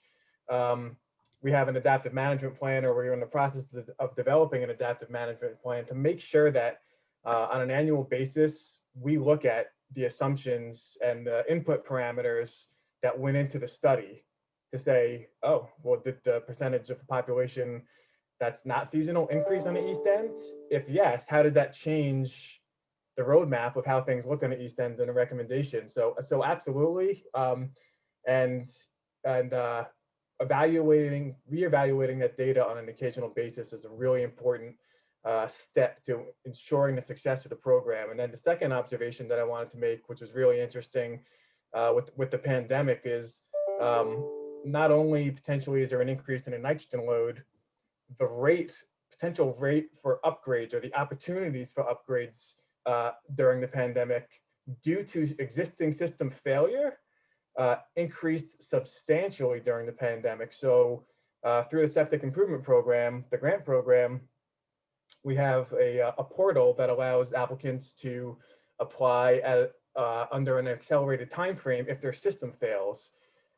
we saw an exponential increase in the amount of system failures during the pandemic as a direct result of the amount of people that were home and staying in houses, and their systems just couldn't hydraulically handle the new load from folks being home. So I think it's a twofold problem potentially. One is the nitrogen load reduction side and the protection side, and the other side is, there may be an increased opportunity there for upgrades during additional system failures for systems that may have been there for 30, 40 years. Thank you, Ken. And thanks for all of your answers. I think it's a issue that we're all going to have to confront, not just with regard to water quality, but to infrastructure in general. And that gets us to one last question that's part of this segment. We often say on the East End that our environment is our economy and our economy is our environment. And probably when you talk about the environment and the economy, there's nothing probably more closer to that than when you talk about water quality. So many of our local industries, our traditional industries, whether it be farming, fishing, second homes, tourism, all depend on clean water. We're making a big investment in what people see to be as environmental infrastructure to clean up our waters. What do you see, any of you, as far as that investment and what it means, not just for the environment, but also for the economy here on the East End?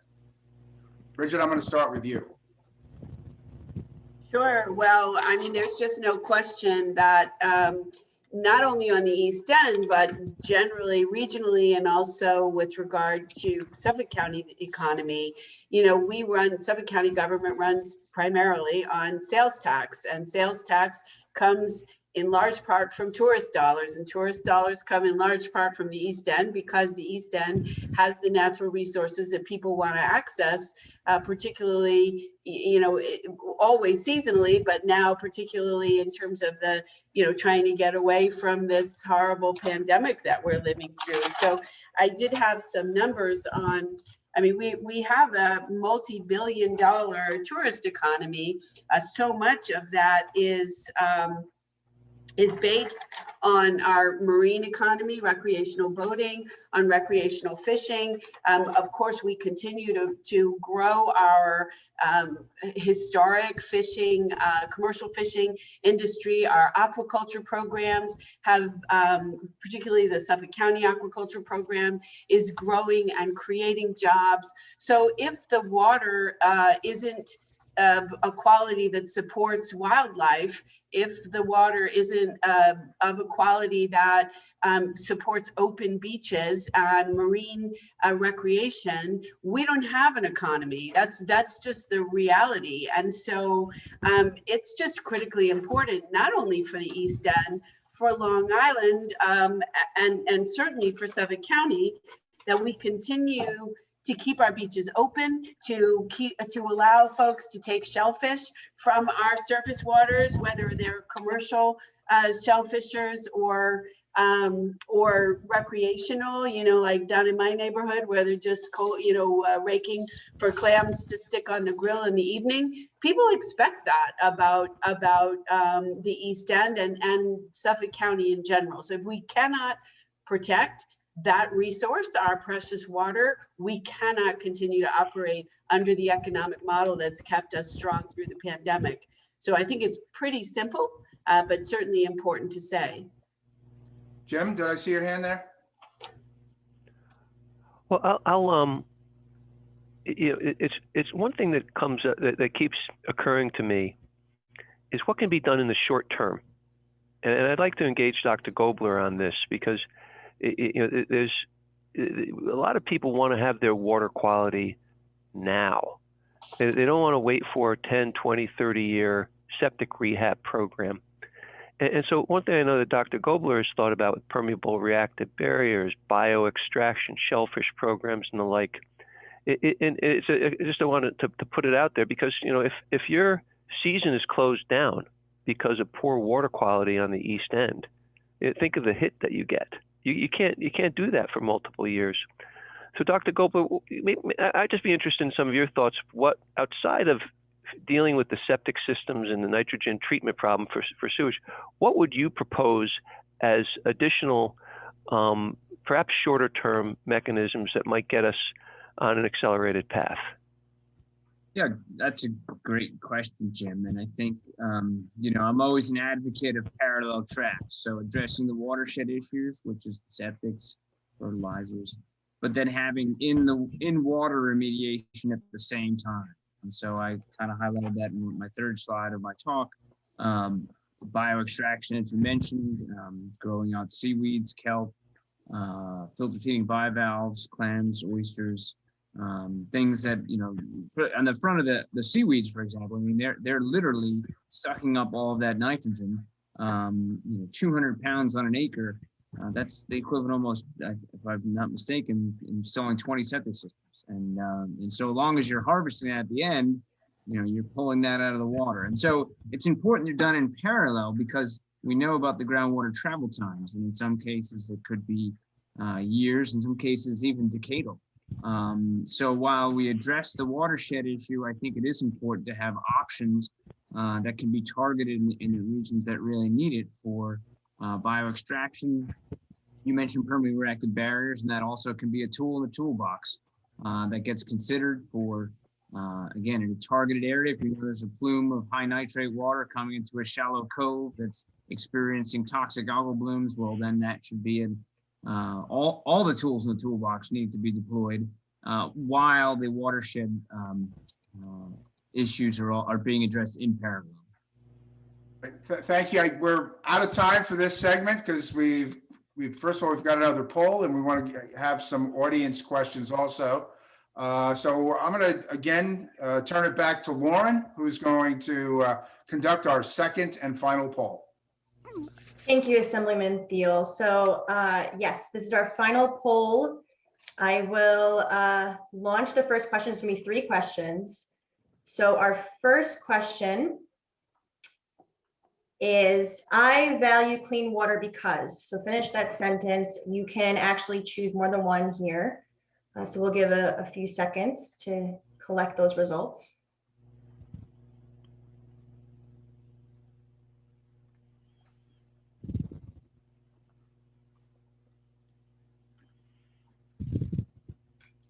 Seems that Zoom had its own timer there, so we only got 15 responses. I apologize for that, but it looks like top 2 from what we could receive was clean water provides an environment for wildlife and habitat, and clean water supports a healthy economy and local tourism, similar to what we were just speaking to. And of course, the other ones are not that far behind. We all value our clean water for many different reasons, and they're all equally important. So thank you for participating in that. I will stop sharing those results. Our next question is, what is the easiest way for you to participate in PEP's efforts to combat water quality issues around the estuary? You can choose multiple choices here.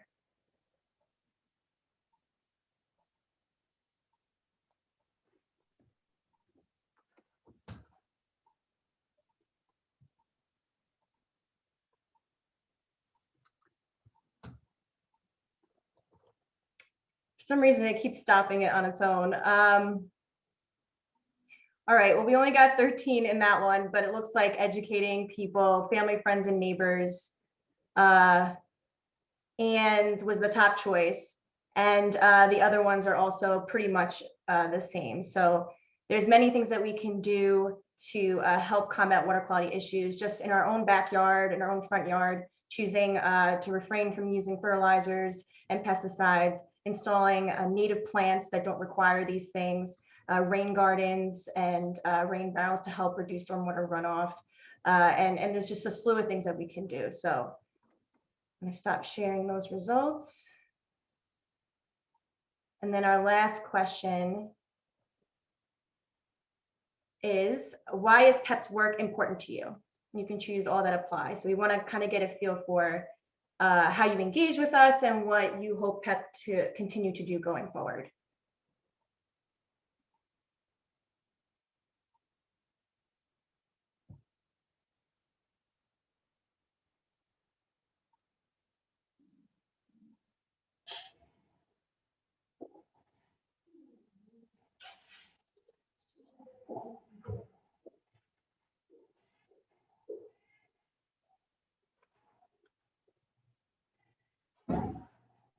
Okay.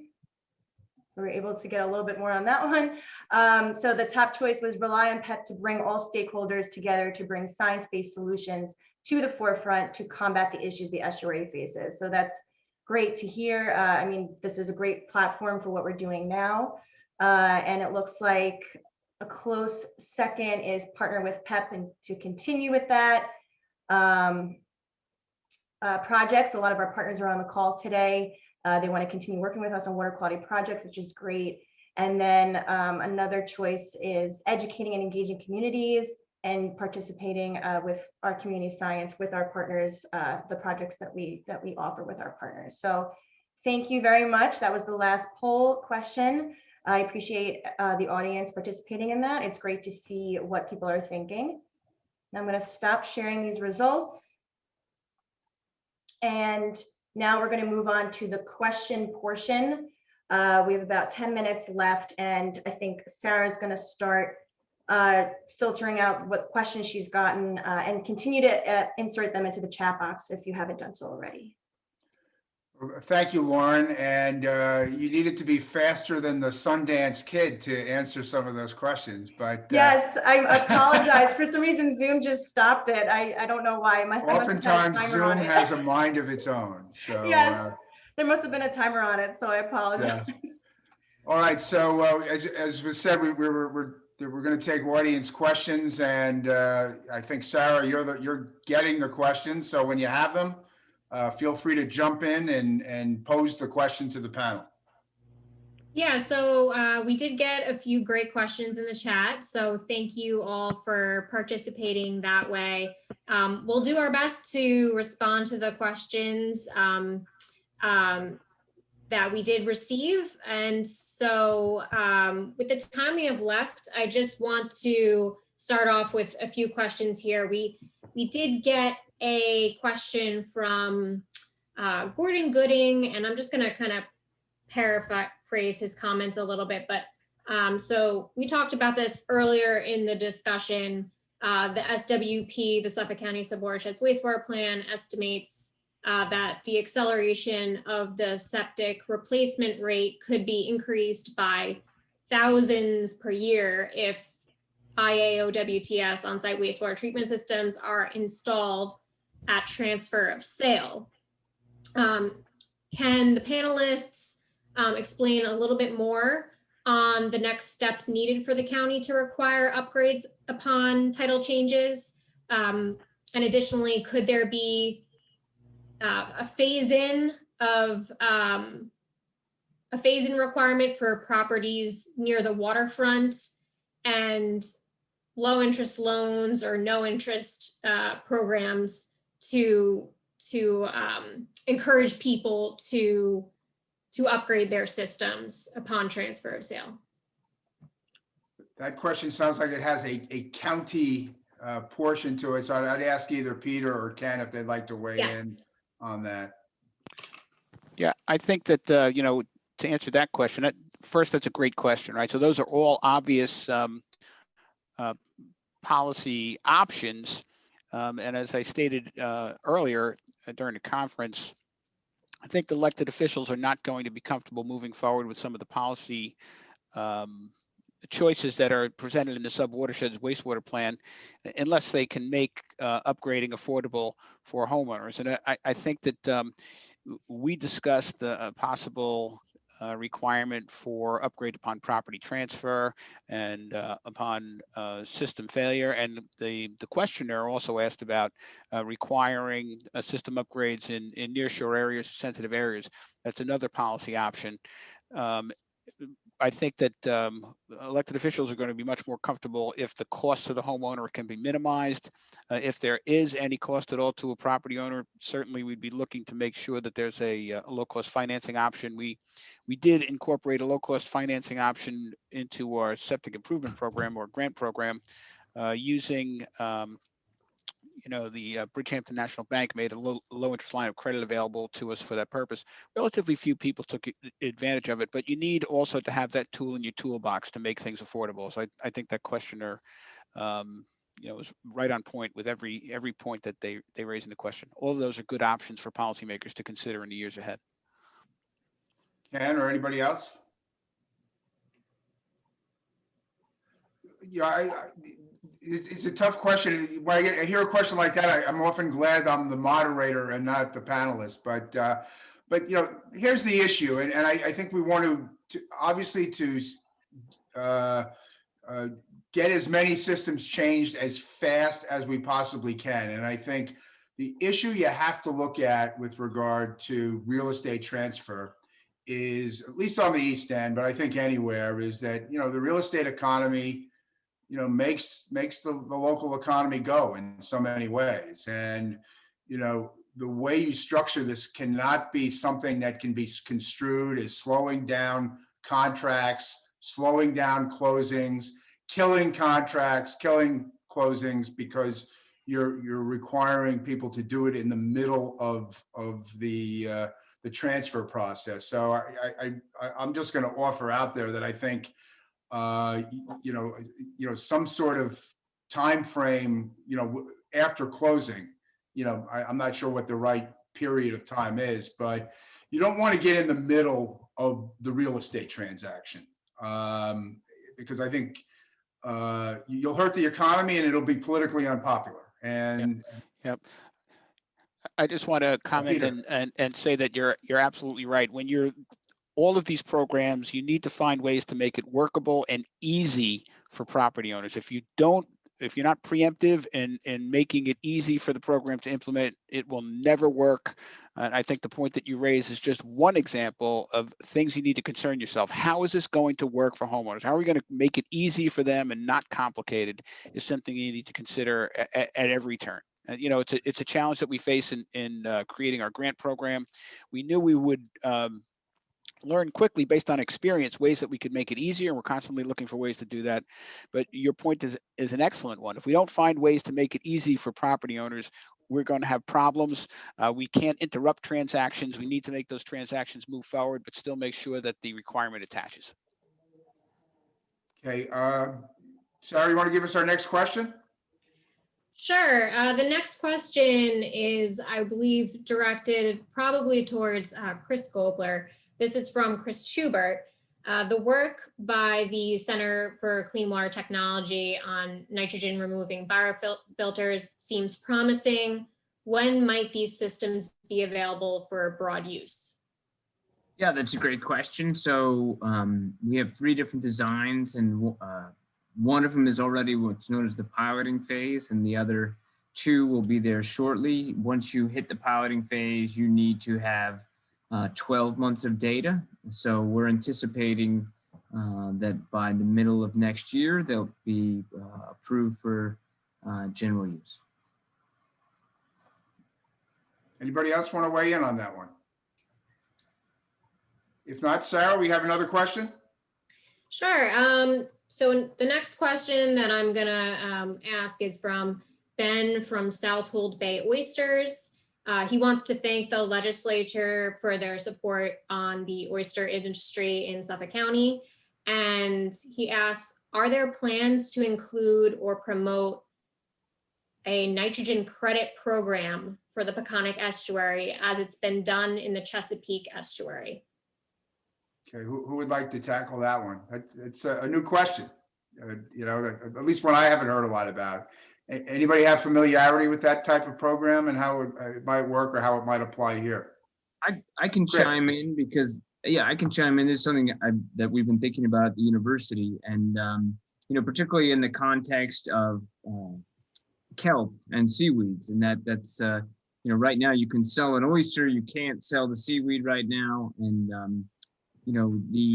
but there's no doubt that if you're removing 200 pounds of nitrogen, for example, that you're doing a service to the environment. And so a nitrogen credit program for something like that may be part of the way that sort of field slowly moves from being just environmental benefit to then getting it to actually being a sustainable industry where the ultimate goal would be that the kelp is sold as a food product, is sold for industrial purposes, used for fertilizer, but this kind of nitrogen credit program may help get it on its way slowly. And we have been thinking at the university about how we could partner with others to sort of give some third-party independent analysis of such a plan.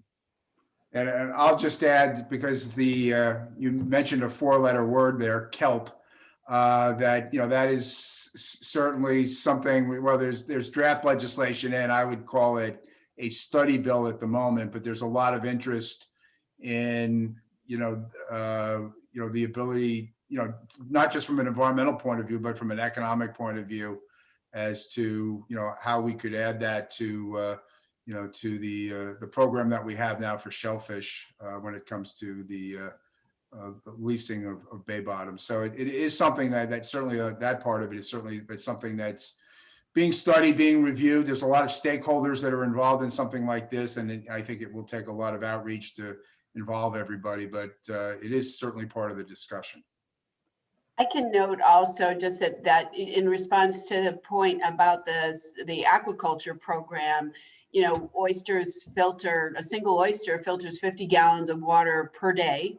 So there's a huge benefit to getting oysters in the water. And I appreciate the recognition of the challenges that we faced in supporting the program. It was a very arduous 10-year review that we recently completed, and Al Krupski, had great leadership as a farmer as well, as we, continue to find ways to bring healthy food to people's tables off these great surface waters. We can't lose the sight of the fact that shellfish, hard shell mollusks bring, a huge benefit in terms of their filter functions. So thank you for that comment. Okay. Sarah, it's just a minute after 4 o'clock. Do we have a time for one last question? Sure. I do want to get to Al Krupski's question. So he asks, can there be a stream of money or revenue source of money to protect the rest of the undeveloped land in the Peconic Estuary? What does the group think about setting up, a similar revenue stream for that? Anybody like to tackle that one? Peter? Yeah, this is an issue of ongoing discussion with legislator Krupski. We agree that there's a need for additional resources for land preservation, and of course, the Community Preservation Fund was established for that purpose. But the fact is that the amount of revenues derived varies greatly depending upon which town is involved, and so there is a kind of a diversity among the towns with regard to resources, and the real need in terms of additional funding, at least insofar as I can see, and this is not a position of the county executives, but my personal observation is that the real need is for funding to protect farmland in the towns of Riverhead and Southold, and there's got to be a way to attack that need. I'm not sure, linking it to whatever revenue stream is ultimately derived for water quality is the right way to address it. But I just wanted to acknowledge that that need, the fact that the CPF was originally established for the purpose of preserving open space, and it's been tremendously successful. It's just that the diversity between the North and South Forks has made it more of a challenge than people envisioned. And the real need, so far as I can see, the larger need is on the North Fork. Yeah, Peter, to your point, on average, 85% of the revenue of the 5 towns for the Community Preservation Fund is generated in Southampton and East Hampton in the South Fork, and it's nothing more than a function of the real estate market, really, and the values of the real estate market. But it does point out the fact that there is still, as we're trying to do land preservation and water quality all at the same time, the demand for those revenues still remains for land preservation on the North Fork, particularly farmland, and we do need a way to address that. There's no question. I would note also that there is, I think, underlying Al's question, there is a very important impact on our waterways that comes with development. And, we talk about reclaim our waters, County Executive Ballone's signature achievement being so important. Well, so was County Executive Klein's, implementation of an open space acquisition program back in the 1970s. There's a reason why our water in the Peconic Estuary is cleaner than it is up west, where it's more densely populated. And a lot of that has to do with development. So I think Al makes a very good point that there's a water quality benefit that comes from the purchase of open space.